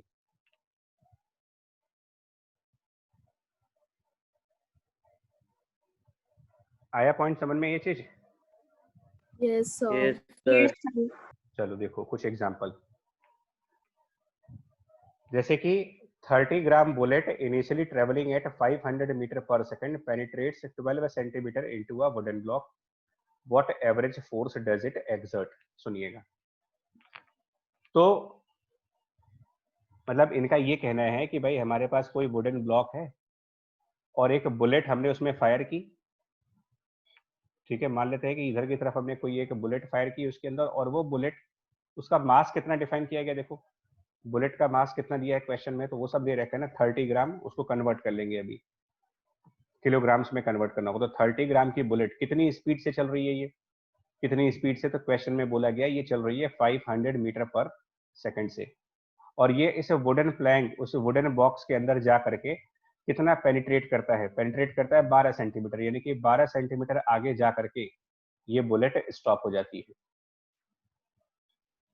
तो ये पूछना ये चाहते हैं कि ये जो वुडन ब्लॉक होगा ये कितना उस पर फोर्स लगा रहा होगा। एक्चुअली वुड जो होता है वो बुलेट को रेजिस्ट करता है, तो वुड के अंदर जाने पर बुलेट में एक रेजिस्टेंस काम करेगी पीछे की तरफ, यानी फोर्स बैकवर्ड लगेगा इसमें। सर वुड की डेंसिटी भी तो डिपेंड करेगी सर उसकी रेजिस्ट स्टॉपेज करती, पे। देखिए वुड और सैंड बैग बुलेट्स को स्टॉप करने के लिए लगाए जाते हैं, मतलब ये उनको रेजिस्ट करते हैं।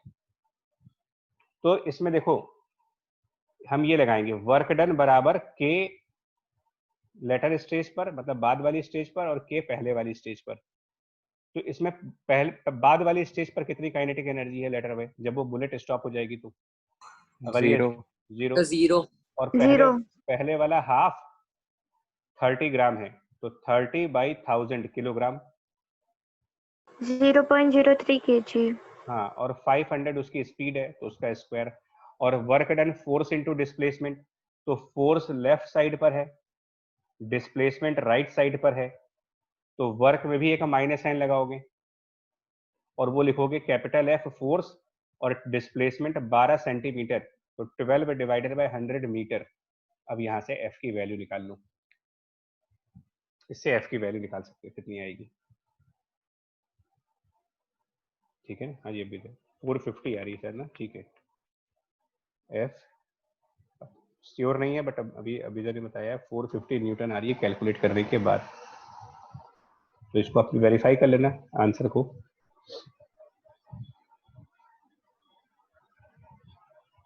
सेकंड वाला क्वेश्चन आसान है, देखो। A block of mass 1 kilogram moving under the effect of the horizontal force changes the speed from 2 meter per second to 10. How much work done by the force? तो इसमें भी ये लगाएंगे 48 जूल। वर्क डन के हाँ letter minus के final, सीधा सीधा क्वेश्चन कर लो आप। तो बाद में लिखेंगे तो ये हाफ मास 1 किलोग्राम है और बाद वाली स्पीड 10 का स्क्वायर, और पहले क्या था, तो पहले हाफ इंटू 1 इंटू 2 का स्क्वायर, तो कितना 48 आ रहा ना आंसर इसका। Yes sir. ठीक है, ये एलिमेंट्री क्वेश्चंस हैं। नेक्स्ट देखो, यहाँ पर ये भी वही सही क्वेश्चन है, बुलेट जैसा है। A shot travelling at the rate of 100 metre per second is just able to pierce a plank 4 centimetre thick sorry. क्या मतलब हुआ इसका, जानते हो? इसका मतलब ये हुआ कि अगर हम एक 4 सेंटीमीटर थिक कोई वुडन का ऑब्जेक्ट लें, लकड़ी का ऑब्जेक्ट या सैंड का ऑब्जेक्ट, और उसके अंदर हमने एक बुलेट मारी अगर, ठीक है ना, इसमें अगर एक बुलेट फायर की जाती है, और कितनी स्पीड से बुलेट फायर की जाती है, तो बुलेट की स्पीड है 100 मीटर पर सेकेंड। इसका क्या मतलब यार, just able to pierce the plank 4 centimetre thickness, just का क्या मतलब है? Sir, after 4 centimeter it stops. हाँ, कि 4 सेंटीमीटर जाने के बाद ये स्टॉप हो जाएगा। जस्ट का मतलब 4 सेंटीमीटर किसी तरीके से चला गया बट स्टॉप हो गया। तो इसमें भी सेम क्वेश्चन होगा, स्टॉप हो गया, इसका मतलब फोर्स बैकवर्ड लगी होगी। तो हम फिर यही करेंगे, वर्क बराबर डेल्टा के भी लिखते हैं। डेल्टा के का मतलब होता है चेंज ऑफ काइनेटिक एनर्जी, तो इसको आप ऐसे भी लिख सकते हो, final kinetic energy minus initial kinetic energy, किसी भी तरीके के वर्ड्स यूज कर सकते हो इसके लिए। और वर्क क्या होगा, तो फोर्स लेफ्ट साइड पर है और 4 सेंटीमीटर आगे जा रहे हो आप, तो यहाँ पर एक माइनस साइन लगाएंगे क्योंकि फोर्स की डायरेक्शन और डिस्प्लेसमेंट की डायरेक्शन अपोजिट है। तो माइनस एफ, डिस्प्लेसमेंट किया है 4 सेंटीमीटर का, तो 4 डिवाइडेड बाय 100, फाइनली एनर्जी 0 और इनिशियल एनर्जी अगेन हाफ, उसका मास बुलेट का m ले लेंगे और वेलोसिटी उसकी 100 का स्क्वायर। ये हमारी फर्स्ट इक्वेशन बन गई। First equation, what velocity is required to just pierce a plank 9 centimetre thick. तो अगर कोई 9 सेंटीमीटर का प्लैंक है तो अब हमको बुलेट में कितनी स्पीड रखनी चाहिए, ये क्वेश्चन कह रहे हैं आपसे। एम मास की अगर ये बुलेट है तो इसमें कितनी स्पीड रखनी चाहिए ताकि इसको जस्ट पियर्स कर रहे हैं, मतलब इसमें भी यहाँ पर जाकर के स्टॉप करें। तो अब इसमें सब कुछ आइडेंटिकल चलेगा, सब कुछ आइडेंटिकल चलेगा। इसमें क्या इक्वेशन बनेगी, देखो, जहां पर ये 4 बन रहा था ना आपका, जहां पर ये 4 का फैक्टर था उसकी जगह पर अब 9 का फैक्टर आ जाएगा। फाइनली तो स्टॉप हो ही रहे, तो फाइनल स्टॉप हो रहे, तो फाइनल काइनेटिक एनर्जी 0 और इनिशियल काइनेटिक एनर्जी में हाफ m अब की बार हमको v स्क्वायर लिखना पड़ेगा यहाँ पर। हम क्या करेंगे, दोनों इक्वेशंस को डिवाइड कर देंगे, equation 1 divided by equation 2। Math की तरीके से सॉल्व करो। तो जब डिवीजन करोगे तो लेफ्ट साइड पर ये माइनस और ये माइनस कैंसिल, f और f कैंसिल, 100 और 100 कैंसिल, मतलब लेफ्ट साइड डिवाइड करके 4/9 आ गया। राइट साइड पे जब डिवीजन करेंगे तो minus minus cancel, 1/2 cancel, m और m cancel, 100 square divided by v square. Check कर लो इसे, v कितना आ जाएगा।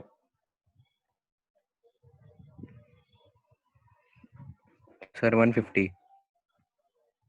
150, ठीक है।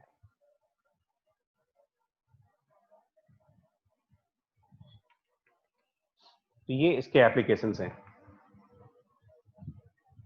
चलिए इसका बताइए answer. Can a body have kinetic energy without momentum? No, sir. No.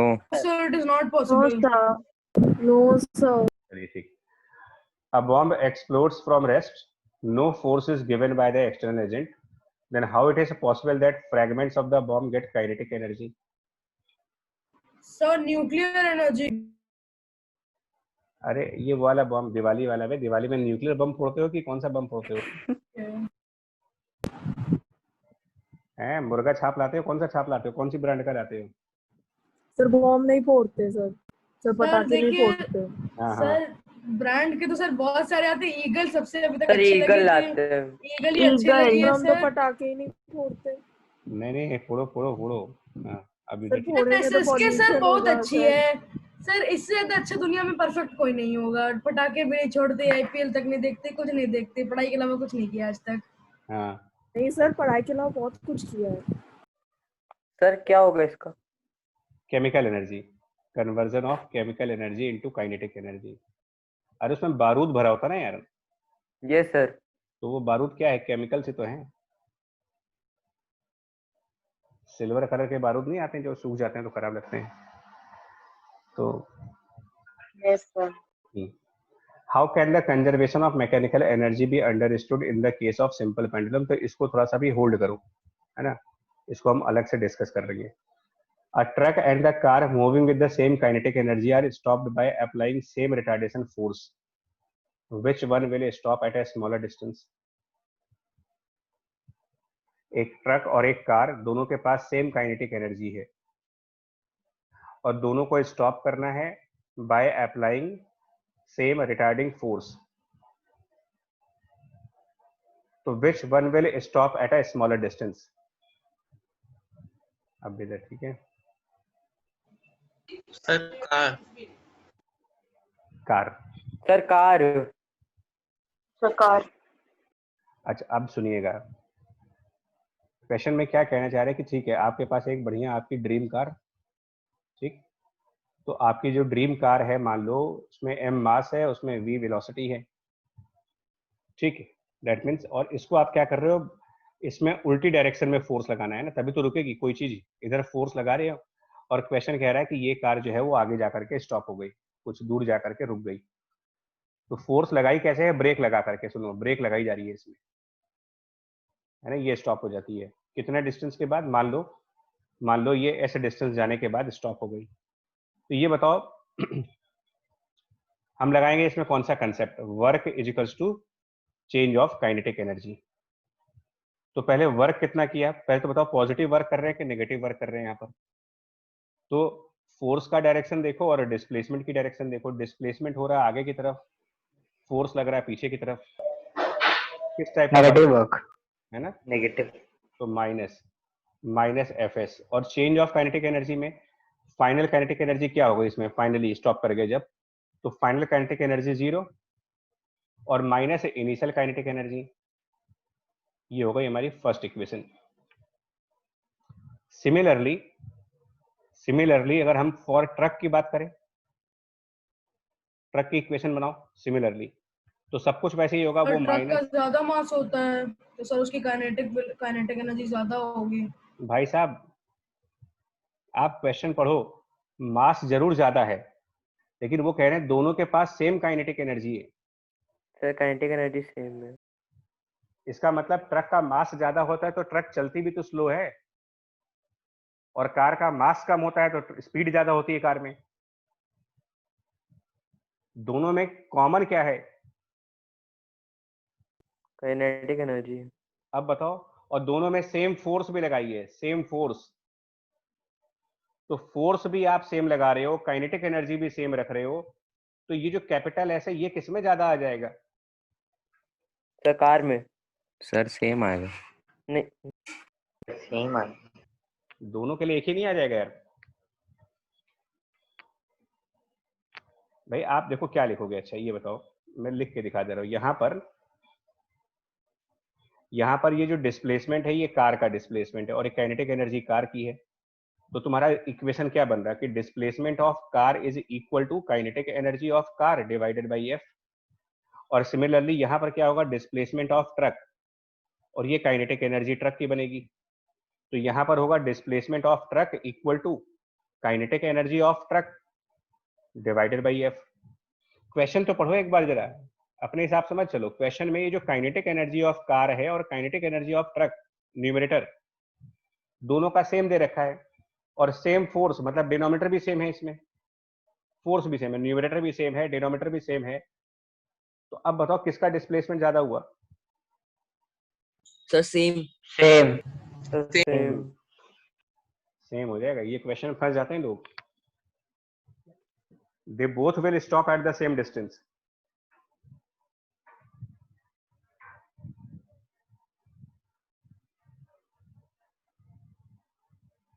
आई बात समझ में कि नहीं आ रही है, बताओ। Yes, sir. Yes yes sir. थोड़ा डाइजेस्ट नहीं होता है जल्दी से, ये डाइजेस्ट नहीं होता कि यार ये कैसे हो गया। चलिए ना यार, पोटेंशियल एनर्जी, काइनेटिक एनर्जी हो गया, second form is the potential energy. तो ये कौन सी एनर्जी होती है? तो energy stored in a body और a system by the virtue of configuration और पोजीशन। ठीक है, तो ये जूल्स है, मतलब वो मोशन की वजह से थी, ये लोकेशन की वजह से है। मोशन एंड लोकेशन दो होती है, पोजीशन। तो by the virtue of its configuration और पोजीशन, यानी कुल मिलाकर के आप इसको कह सकते हो in a simple word, location of object, कि वो कहाँ रखा है। तो पोजीशंस की वजह से जो एनर्जी है वो पोटेंशियल एनर्जी है। पहली बात ये भी जूल्स में है, स्केलर है, एग्जांपल्स हैं। और पोटेंशियल एनर्जी के खुद के कई सारे फॉर्म हैं, जिसमें से एक इलास्टिक पोटेंशियल एनर्जी है, जो बेसिकली स्प्रिंग या रबर्स में आती है। मतलब किसी भी रबर जैसी चीज को जब आप खींचते हो तो उसमें एक एनर्जी स्टोर होती है, उसको कहा जाता है इलास्टिक पोटेंशियल एनर्जी। और दूसरा ग्रेविटेशनल पोटेंशियल एनर्जी, जो potential energy possessed by the body at a height above the ground। मतलब कोई चीज अगर हम ऊपर h हाइट पे रखते हैं तो उसमें एक एनर्जी होती है जिसको हम पोटेंशियल एनर्जी का नाम देते हैं।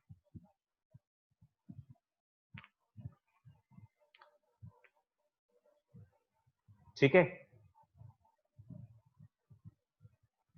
बोलो इसका नाम पोटेंशियल एनर्जी क्यों दिया है पता है? पोटेंशियल एनर्जी में पोटेंशियल नाम क्यों दिया है इसको हमने? देखिए, पोटेंशियल एनर्जी में हमने पोटेंशियल का नाम कम क्यों दिया है? देखिए, some forces have potential यानी कैपेबिलिटी। पोटेंशियल को आप हिंदी में अगर वैसे बात करोगे इन जनरल तो मेरे ख्याल से इसको हम कैपेबिलिटी ही बोलते हैं, क्षमता जिसको बोलते हो हिंदी में, है ना यार। तो some forces have a potential to move the stationary object,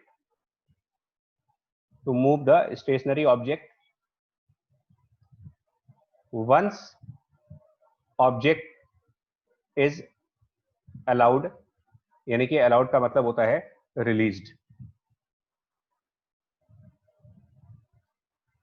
to move। मतलब जैसे हमारे हाथ में अगर कोई ऑब्जेक्ट है, मान लो h हाइट पर हमारे हाथ में कोई चीज है, तो अगर हम उसको छोड़ेंगे तो क्या होगा आप बताओ? अगर हमारे हाथ में कोई चीज है तो वो रेस्ट पे है, जब तक मेरे हाथ में है तब तक वो रेस्ट पे है, लेकिन अगर हम उसको छोड़ दे तो गिर जाएगा। तो हमने छोड़ा, क्या हमने उसमें कोई वेलोसिटी दी उसको?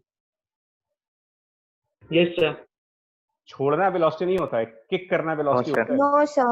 No, sir. किसी चीज को छोड़ना मतलब ड्रॉप करना, ड्रॉप करने में कोई वेलोसिटी नहीं आती।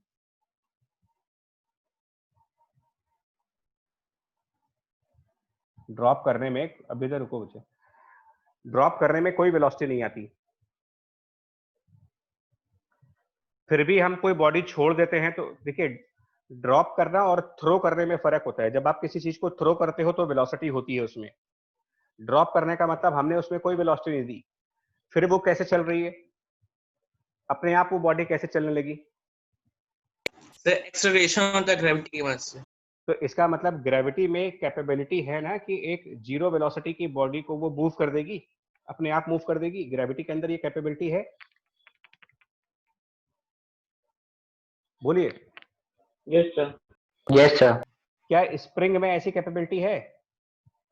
क्या अगर हम एक स्प्रिंग लें, स्प्रिंग से हम कोई मास अटैच करें, एक एम मास को अटैच करें और स्प्रिंग को पुल करके और हम छोड़े इसको, छोड़िए इसको, रिलीज कर दें, मतलब अपने हाथ से हमने मान लो पकड़ करके खींचा और खींचने के बाद अपना हाथ हटा लो। आप हाथ से उस मास को पकड़ करके खींचो और खींच करके अपना हाथ हटा लो, क्या ये मास वहीं रुका रहेगा? No, sir. ये आगे No, जाएगा sir. sir. आगे चला जाएगा. आगे चला जाएगा मतलब कि दीवार की तरफ जाएगा। प्रैक्टिकली सोचो ना यार, बॉल की तरफ। Yes, sir. Sir, बॉल की तरफ. तो हमने तो उस मास को छोड़ा ना, छोड़ना मतलब वेलोसिटी नहीं होती है। तो छोड़ने के बाद भी वो क्यों चल रहा है भाई? हमने किसी चीज को छोड़ दिया, फ्री कर दिया और वो अपने आप चलने लगा। तो ये किसकी वजह से हो पा रहा है? क्योंकि वो बॉडी अटैच किसके साथ की गई है, किसके साथ जोड़ी गई है? वो कनेक्ट किसके मास। साथ है? मास के साथ, स्प्रिंग के साथ कनेक्टेड है। यानी स्प्रिंग में कैपेबिलिटी है कि वो किसी भी बॉडी को मोशन प्रोवाइड कर सकती है। एक मास को रिलीज किया, मतलब मास हमारा 0 मीटर पर सेकंड पे था, लेकिन हमको पता है कि ये स्प्रिंग इसको खींच लेगी। तो एक रुकी हुई बॉडी को चलाने की कैपेबिलिटी किसके अंदर है? एक रुकी हुई बॉडी को चलाने की कैपेबिलिटी किसमें आ रही है? स्प्रिंग में आ रही है। नहीं, स्प्रिंग नहीं, पोटेंशियल तो है, मतलब स्प्रिंग में ये क्षमता है, ये कैपेबिलिटी है, ये पोटेंशियल है कि वो एक रुकी हुई बॉडी को चला सकती है। ग्रेविटी में ये कैपेबिलिटी है कि वो एक स्टेशनरी बॉडी को नीचे गिरा सकती है।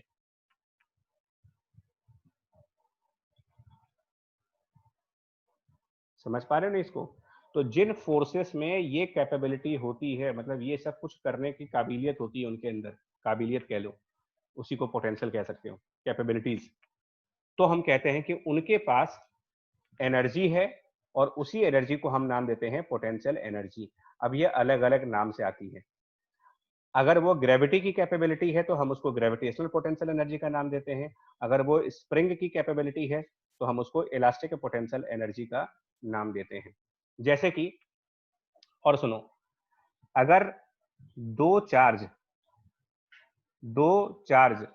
एक पॉजिटिव चार्ज हो और एक नेगेटिव चार्ज हो, इन दोनों को हम छोड़ देते हैं, छोड़ दो मतलब फ्री कर दो इनको, क्या होगा ये? क्या ये फ्री करने के बाद सर अट्रैक्ट हो गए। Attract. They will चलेंगे, attract. मतलब चलेंगे ना? चलेंगे या नहीं Yes, चलेंगे भाई? चलेंगे। तो ये काम कौन करेगा, कौन इनको चलाएगा, किसकी वजह से चल रहे हैं ये? है ना? तो कोई फोर्स लगता है इनके बीच में। यस इस फोर्स को अभी हम लोगों ने पढ़ा नहीं है, लेकिन आगे पढ़ोगे इस फोर्स को। दो चार्जेस के बीच में जो फोर्स लगता है ना, उसका एक नाम होता है sir electromagnetic force, Electrostatic force. Electrostatic. Static. हाँ, तो यहाँ पर क्योंकि वो इलेक्ट्रोस्टैटिक फोर्स की वजह से चलेंगे, तो हम यहाँ पर तीसरी पोटेंशियल एनर्जी कहेंगे, हम कहेंगे इलेक्ट्रोस्टैटिक पोटेंशियल एनर्जी। मतलब पोटेंशियल एनर्जी की भी कई सारी कैटेगरीज हैं, वो डिपेंड करता है कि कौन सा फोर्स के पास पोटेंशियल है, कौन से फोर्स के पास पोटेंशियल था जिसने एक रुकी हुई बॉडी को मूव कर दिया। तो अगर ग्रेविटी के पास ये पोटेंशियल है तो ग्रेविटेशनल पोटेंशियल एनर्जी बोलेंगे, स्प्रिंग वाले के पास ये पोटेंशियल है तो स्प्रिंग एनर्जी बोलेंगे, या फिर इलास्टिक एनर्जी बोलोगे। अगर इलेक्ट्रोस्टैटिक फोर्स में ये पोटेंशियल है तो हम कहेंगे इलेक्ट्रोस्टैटिक पोटेंशियल एनर्जी है। दो मैग्नेट्स लो आप, प्रैक्टिकल एग्जांपल्स की बात करेंगे हम, नॉर्थ एंड साउथ पोल, और एक दूसरा मैग्नेट ले लेते हैं जिसका साउथ और नॉर्थ इधर है, छोड़ो इनको, फ्री कर दो जरा, क्या होगा? फ्री मतलब जीरो वेलोसिटी। देखो क्या ये मैग्नेट जिंदगी भर अपने यहीं पड़े रहेंगे या मूव करेंगे? सर मूव करेंगे। मूव करेंगे। तो कौन सा फोर्स इनको मूव करा रहा है? Electromagnetic force. Magnetic electromagnetic. Magnetic. तो अब आप बोलोगे यहाँ मैग्नेटिक पोटेंशियल एनर्जी है। अब समझ में आ रही कहानी क्या हो रहा है यहाँ पर? मतलब पोटेंशियल एनर्जी के आगे जो नाम लिखा जा रहा है ये किस बेस पर लिखा जा रहा है? इसके आगे इलास्टिक, इसके आगे ग्रेविटेशनल, इसके आगे इलेक्ट्रोस्टैटिक, इसके आगे मैग्नेटिक, ये किस बेसिस पे नाम लिख रहे हो? पोटेंशियल एनर्जी तो एक कॉमन चीज। हाँ, कि वो टाइप ऑफ फोर्स कौन सी है जिसने बॉडीज को मोशन दिया था। और पोटेंशियल नाम भी यहीं से पड़ा यार, पोटेंशियल। देखो भाई, एक पोटेंशियल तो कॉमन वर्ड है यार, ये तो आप ह्यूमन बीइंग्स के लिए भी यूज करते हो कि नहीं करते हो? अपने आप के लिए नहीं यूज करते हो कि आपके अंदर एग्जाम्स को क्रैक करने का पोटेंशियल है कि नहीं है? नहीं करते हो अपने अंदर? सर करते हैं। तो उससे क्या मीनिंग निकालते हो पोटेंशियल से, कि मेरा पोटेंशियल हाई है, मेरा पोटेंशियल लो है? क्या मतलब होता है इसका? सर क्षमता। क्षमता मतलब आपकी टैलेंट, एक तरीके से कि आपकी राइट नाउ कितना कैपेबिलिटीज हैं आपके अंदर, कि आप ये कर भी पाओगे, मतलब ये चीज कर पाओगे कि नहीं कर पाओगे, वही तो होता है potential. Do you have potential to become a star in cricket? Do you have a potential to become a singer? Do you have a potential to become cricketer और एक्टर? तो आप इसका आंसर दे सकते हो। आपको खुद पता है कि मेरे अंदर पोटेंशियल है कि नहीं है, मतलब वो टैलेंट आपके अंदर है कि नहीं है। तो वैसे ही फोर्सेस के साथ है कि कुछ फोर्सेस में ये टैलेंट है, ये कैपेबिलिटी है कि अगर हम एक बॉडी वहां पर जीरो वेलोसिटी पर भी छोड़ेंगे तो वो उस बॉडी को मूव करा देंगे। तो जिन फोर्सेस में ये टैलेंट है कि वो एक जीरो वेलोसिटी को मूव कर सकते हैं, तो इसका मतलब क्या हुआ? वही उन्हीं फोर्सेस में पोटेंशियल है और उन फोर्सेस में एनर्जी होती है जिसको हम नाम देते हैं पोटेंशियल एनर्जी का।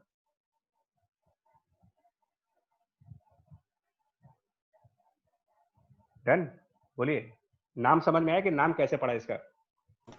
Yes sir. Yes sir. तो ग्रेविटी होता है, या तो अट्रैक्शन होगा या तो रिपल्सन होगा, तो फिर इसमें तो sir magnitude plus energy scalar है, डायरेक्शन से मतलब नहीं है कि वो अट्रैक्ट हो रहे कि रिपेल हो रहे हैं। Okay sir. ठीक है बच्चे, तो अब देखो इसको कंक्लूड करें जल्दी से, है ना? तो दो तरीके की पोटेंशियल एनर्जी अभी आप पढ़ोगे। मतलब वैसे तो अगर पूछा जाए कि फॉर्म्स ऑफ पोटेंशियल एनर्जी क्या होते हैं, तो आपके सामने 4 फॉर्म तो मैंने बता दिए। Elastic potential energy, gravitational potential energy, electrostatic potential energy, magnetic potential energy. 4 तो मैंने बता दिया आपको।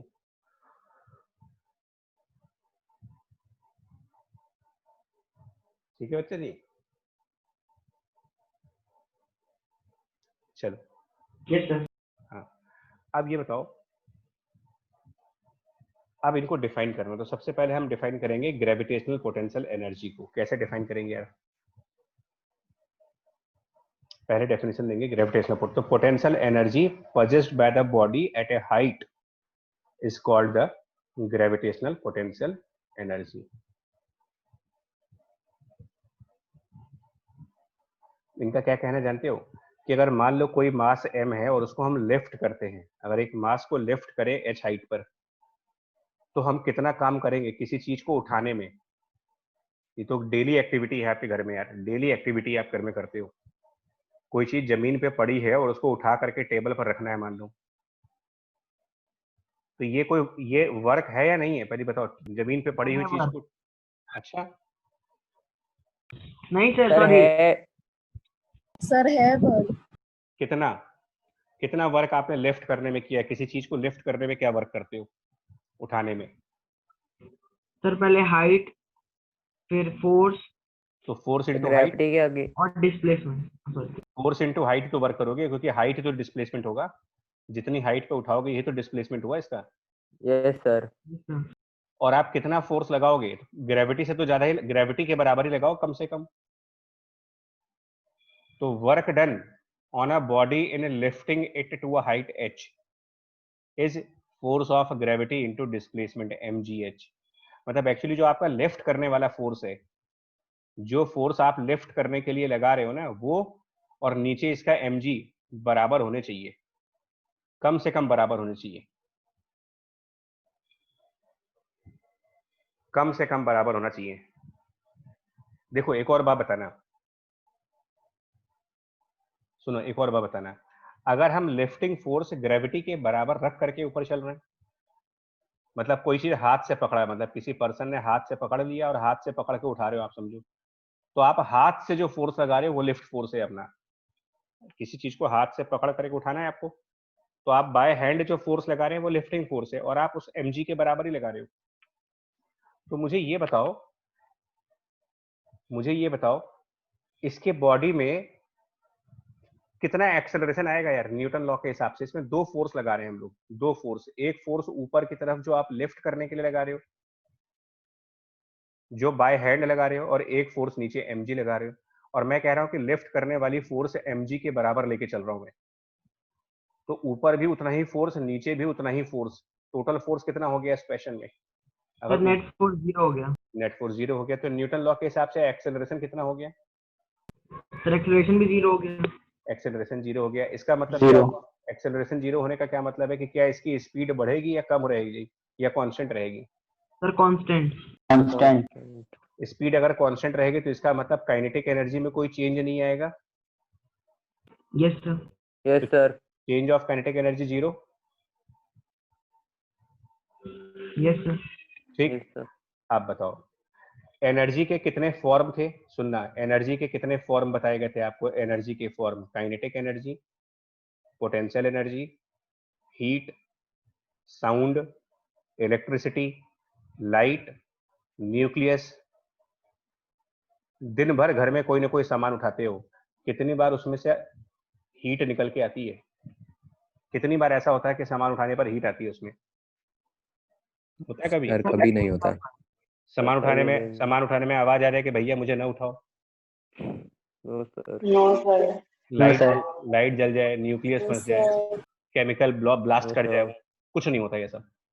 तो इसका मतलब उठाने के प्रोसेस में जो आप वर्क कर रहे हो, या तो उससे काइनेटिक एनर्जी बदलेगी या तो उससे पोटेंशियल बदलेगी, बाकी तो होता नहीं कभी।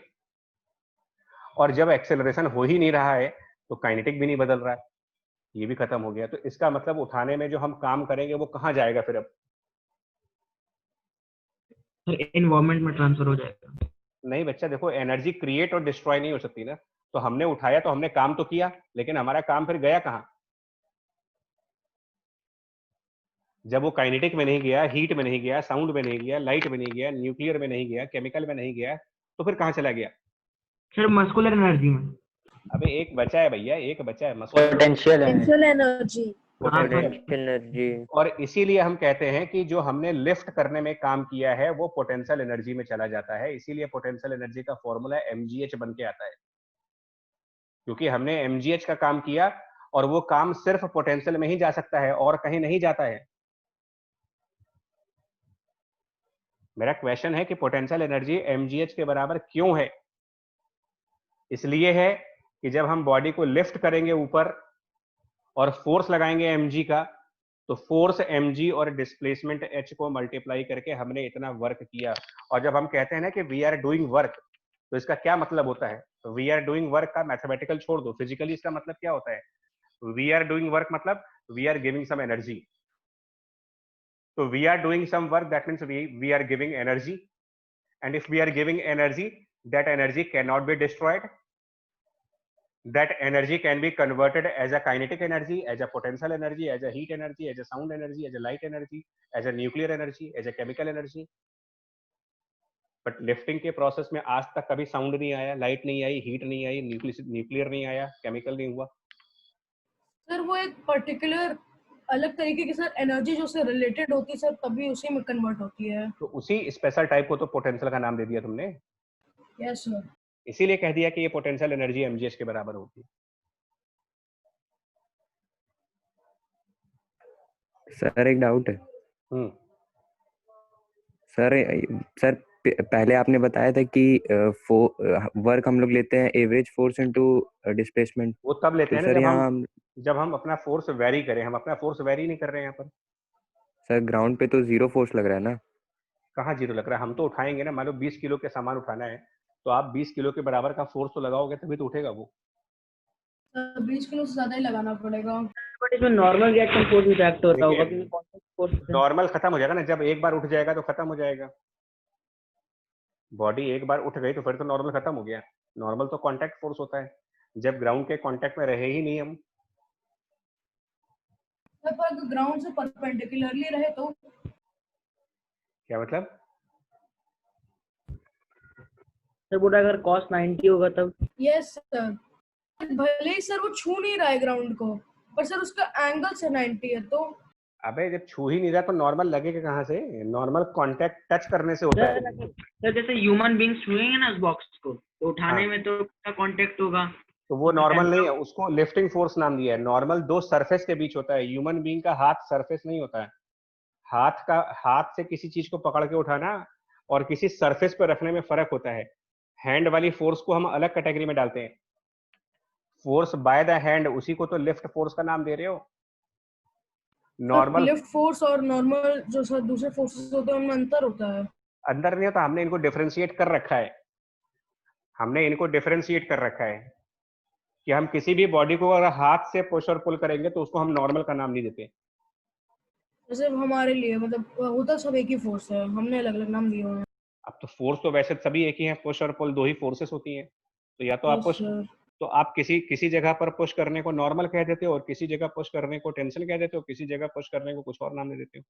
तो फोर्स तो अल्टीमेटली दो ही हैं, बट सिचुएशन के हिसाब से उनके नाम अलग अलग हैं।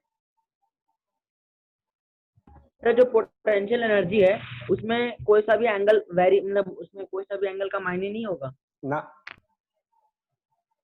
सर ऐसा क्यों?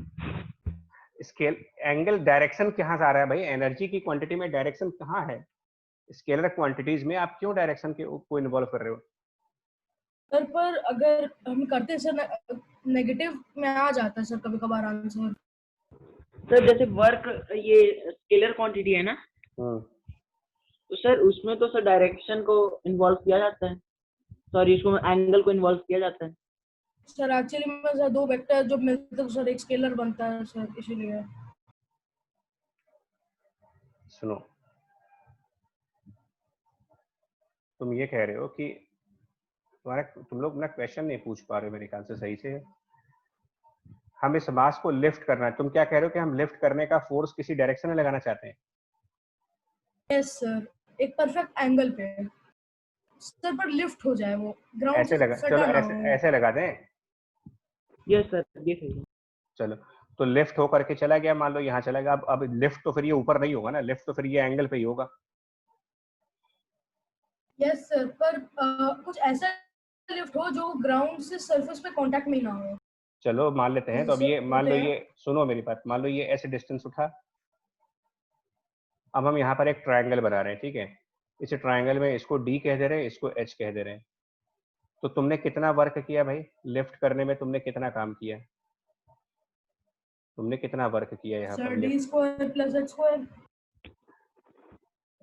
यार तुम लोग ना, तब अगर हाइपोटेनस और सर अगर पाइथागोरस थ्योरम लग गया तो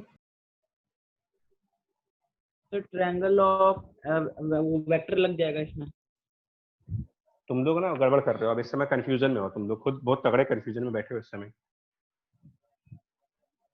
या तो कंफ्यूजन में बैठे हो या फिर बहुत जल्दीबाजी में हो। इसी के चक्कर में तो सर आखिर का सर ऊपर से जा रहा है। ठीक है ना, कंफ्यूज हो गए। दो में से कोई एक चीज हो रही है। तो मैं एक सजेशन दूंगा। देखो ये टॉपिक है मेरे में, ऐसा नहीं है, ये टॉपिक डिस्कशन में है। ये क्वेश्चन भी है मेरा, बिल्डिंग ब्लॉक्स का क्वेश्चन भी है, फिर हमारे पास स्लाइड करने वाला क्वेश्चन भी है। ऐसा नहीं है, मतलब हमने यहाँ पर स्लाइड वाले क्वेश्चन भी ले रखे हैं। हमारी तैयारी है कि हम जब स्लाइड करेंगे तो क्या होगा, एंगल पर सीधा जाएंगे तो क्या होगा, ये सब कुछ हमारे में है सिलेबस में। मेरे ख्याल से आप कंफ्यूज हो इस समय कि आप पूछना क्या चाह रहे हो।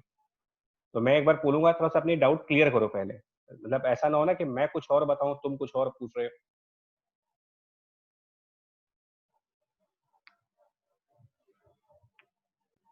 सर जैसे वर्क में जो एंगल है वो मायने रखता है, इसी तरह सर नहीं सर तो कौन सा एंगल मायने रखता है वर्क में?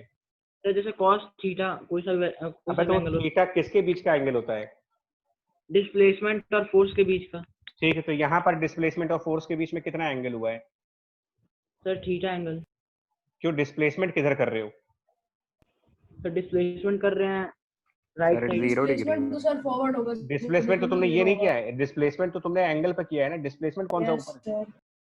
और फोर्स भी यस तुम राइट सर। साइड पे लगा रहे हो, तो फिर यहाँ थीटा क्यों लोगे? फिर यहाँ थीटा थीटा नहीं क्या लगेगा। उसकी ऑपोजिट साइड में लेना चाहिए। नहीं हुआ ना, यहाँ तो वर्क एफ इंटू ऐसी हुआ, सिर्फ क्यों उसमें थीटा लगाओगे?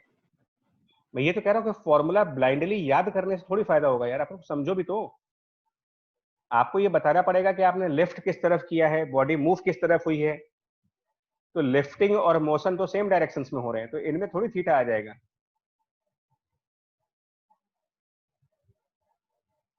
और सर अगर डिफरेंट डायरेक्शन में होता और उसमें एनर्जी निकालना होता तो? अच्छा, फिर कंफ्यूज कर रहे हो तुम। देखो मैं फिर बोल रहा हूँ, आप फिर अभी भी कंफ्यूजन के मोड में हो। सुनो मेरी बात, अभी भी कंफ्यूजन के मोड में हो। एक बार अपना डाउट फिर से क्लियर करके पूछो, तब मैं बता रहा हूँ तुम पूछना क्या चाह रहे हो, फिर से पूछो। एक बार फिर से पूछो, और आपके वर्ड्स में ही बताऊंगा कहाँ दिक्कत है, पूछो। सर जैसे कि वर्क में जब फोर्स और डिस्प्लेसमेंट में कोई एंगल होता है, उसी तरह अगर हम लोग को जब एनर्जी निकालना होगा और उसमें कोई एंगल दिया होगा, तब हम लोग एनर्जी फाइंड कर सकते हैं। तो इनकम्प्लीट पूछ रहे हो ना, किसमें एंगल दिया होगा, किन क्वांटिटीज के बीच का एंगल होगा। तुम कह रहे हो एंगल, अब हम नहीं समझ पा रहे हैं इसको। मतलब मैं ये तो बोल रहा हूँ कि एंगल दिया होगा किन के बीच का यार। आप डेफिनेशन को पहले पढ़ो, मैं बता रहा हूँ। वर्क का कंसेप्ट अलग है, एनर्जी। हम क्या कह रहे हैं कि हम लोग एक बॉडी को सिर्फ लिफ्ट कर रहे हैं, एच हाइट तक लिफ्ट कर रहे हैं, और कुछ नहीं कर रहे हैं। हम बॉडी को एच हाइट तक लिफ्ट कर रहे हैं। तो हम लिफ्ट करने के लिए ऊपर ही फोर्स लगाएंगे ना, कि हम किसी और डायरेक्शन में क्यों फोर्स लगाएंगे। अगर हमको एक बॉडी को एच हाइट पर लेके जाना है तो हम ऊपर ही फोर्स लगाएंगे। और अगर हम किसी एंगल पर फोर्स लगाएंगे ना, तो इसका एक कहानी अलग है यार। देखो फिर मैं बताऊं, इसकी कहानी थोड़ी अलग हो जाएगी। अब इसमें mg लगेगा नीचे, सुनो, इसमें mg लगेगा नीचे, तो तुम्हारा जो mg वाला सिस्टम है, यहां पर कितना वर्क हो रहा है बताओ, इसका वर्क निकालो, इसका वर्क। तो यहां पर तुम लगाओ एफ एस फोर्स। अब देखो mg वाली फोर्स नीचे लग रही है, डिस्प्लेसमेंट वाली फोर्स इधर लग रही है। कितना एंगल है इनके बीच में, mg और डिस्प्लेसमेंट के बीच में? अगर इसको थीटा एंगल माना है तुमने, तो कितना है अगर ये थीटा माना है तो? अगर ऊपर के साइड थीटा एंगल माने हो तो नीचे कितना एंगल बनेगा ये? 180 minus theta. 180 minus theta. Yes तो यहाँ 180 माइनस थीटा। तो अब यहाँ पर आप फंसे होगे। अब आप फंसोगे ये, क्योंकि अब आप ट्रिग्नोमेट्री की लिमिटेशंस के बाहर जा रहे हो। कॉस 180 माइनस थीटा की वैल्यू पूछूंगा मैं, तो अभी ये शायद बहुत कम लोगों को आइडिया होगा कितना होता है कॉस 180 माइनस थीटा। थीटा का सर नंबर बता दीजिए सर। नहीं बता पाएंगे बच्चा, नहीं बता पाएंगे। इसको प्रॉब्लम है, देखो इसमें प्रॉब्लम है। मेरे से आप पूछोगे तो मैं तो बता दे रहा हूँ, मैं तो कह दे रहा हूँ ये माइनस कॉस थीटा होता है। सर 60 90 कितनी नहीं होगा, उससे नहीं बताएंगे। मैं तो कह दे रहा हूँ ये माइनस कॉस थीटा होता है। लेकिन अब आप 10th क्लास 11th क्लास की चीजें में कहाँ मतलब रटोगे ही। और फिर मैं कहूंगा कॉस थीटा की वैल्यू क्या होगी, तो कॉस थीटा की वैल्यू नहीं समझ आएगा आपको ये चीज। ऊपर से जा रहा है। बिल्कुल जाएगा ऊपर से, क्योंकि आपके डाउट में ही क्लैरिटी नहीं है। मैं सही बता रहा हूँ, मैं तो बता दूंगा, मेरे कोई समस्या नहीं है। यहाँ पर थीटा ले लो और मैं इसे सर मेरे ट्रायंगल, ऊपर से नहीं जा रहा। मैं यहाँ पर कॉस थीटा को कह दूंगा। कॉस थीटा होता है बेस अपॉन हाइपोटेनियस, तो बेस यहाँ पर h है और हाइपोटेनियस यहाँ पर s है। तो मैं कॉस थीटा को h बाई एस कर दूंगा, तो यहाँ s और s कैंसिल, मेरा फिर से माइनस में mgh आ गया, माइनस mgh। ग्रेविटी ने काम किया है माइनस mgh, हमने नहीं। सर ग्रेविटी, इसका मतलब हम ग्रेविटी के अगेंस्ट प्रेशर लगा रहे हैं। तो हम ग्रेविटी के अगेंस्ट काम करेंगे mgh। कुल मिला करके देखो रणधीर जी, या तो पहले पूरी तरीके से टॉपिक पढ़िए, ठीक है, और नहीं तो शायद इस पर तुमने ध्यान ही नहीं दिया है। बार बार हमने 100 बार यहाँ पर लिखा भी हुआ है, क्लियर लिखा है कि क्वांटिटी स्केलर है, डायरेक्शन ऑफ फोर्स लगाने से मतलब नहीं है आपको। आपने लिफ्ट किया, कितनी हाइट पे लिफ्ट करके ले गए हो, बस इतना इंपॉर्टेंट है, एच हाइट पर। Okay sir. ठीक है बच्चा, चलिए क्लास थोड़ी लेट हो गई है, तो बाकी अगली क्लास में कंटिन्यू करेंगे इसके आगे से। एंड में एक क्लास, मतलब कल ही है क्लास, ज्यादा टाइम नहीं लगेगा, कल डिस्कस करेंगे, है ना। ठीक है बच्चा, सर एक्चुअली सर पेंडुलम वाला भी समझना था आपसे, कल करा देंगे, कल हो जाएगा वो, कल डिस्कस हो जाएगा। Okay sir, thank you sir. Thank you. Thank you Thank you, sir. sir. Thank you sir.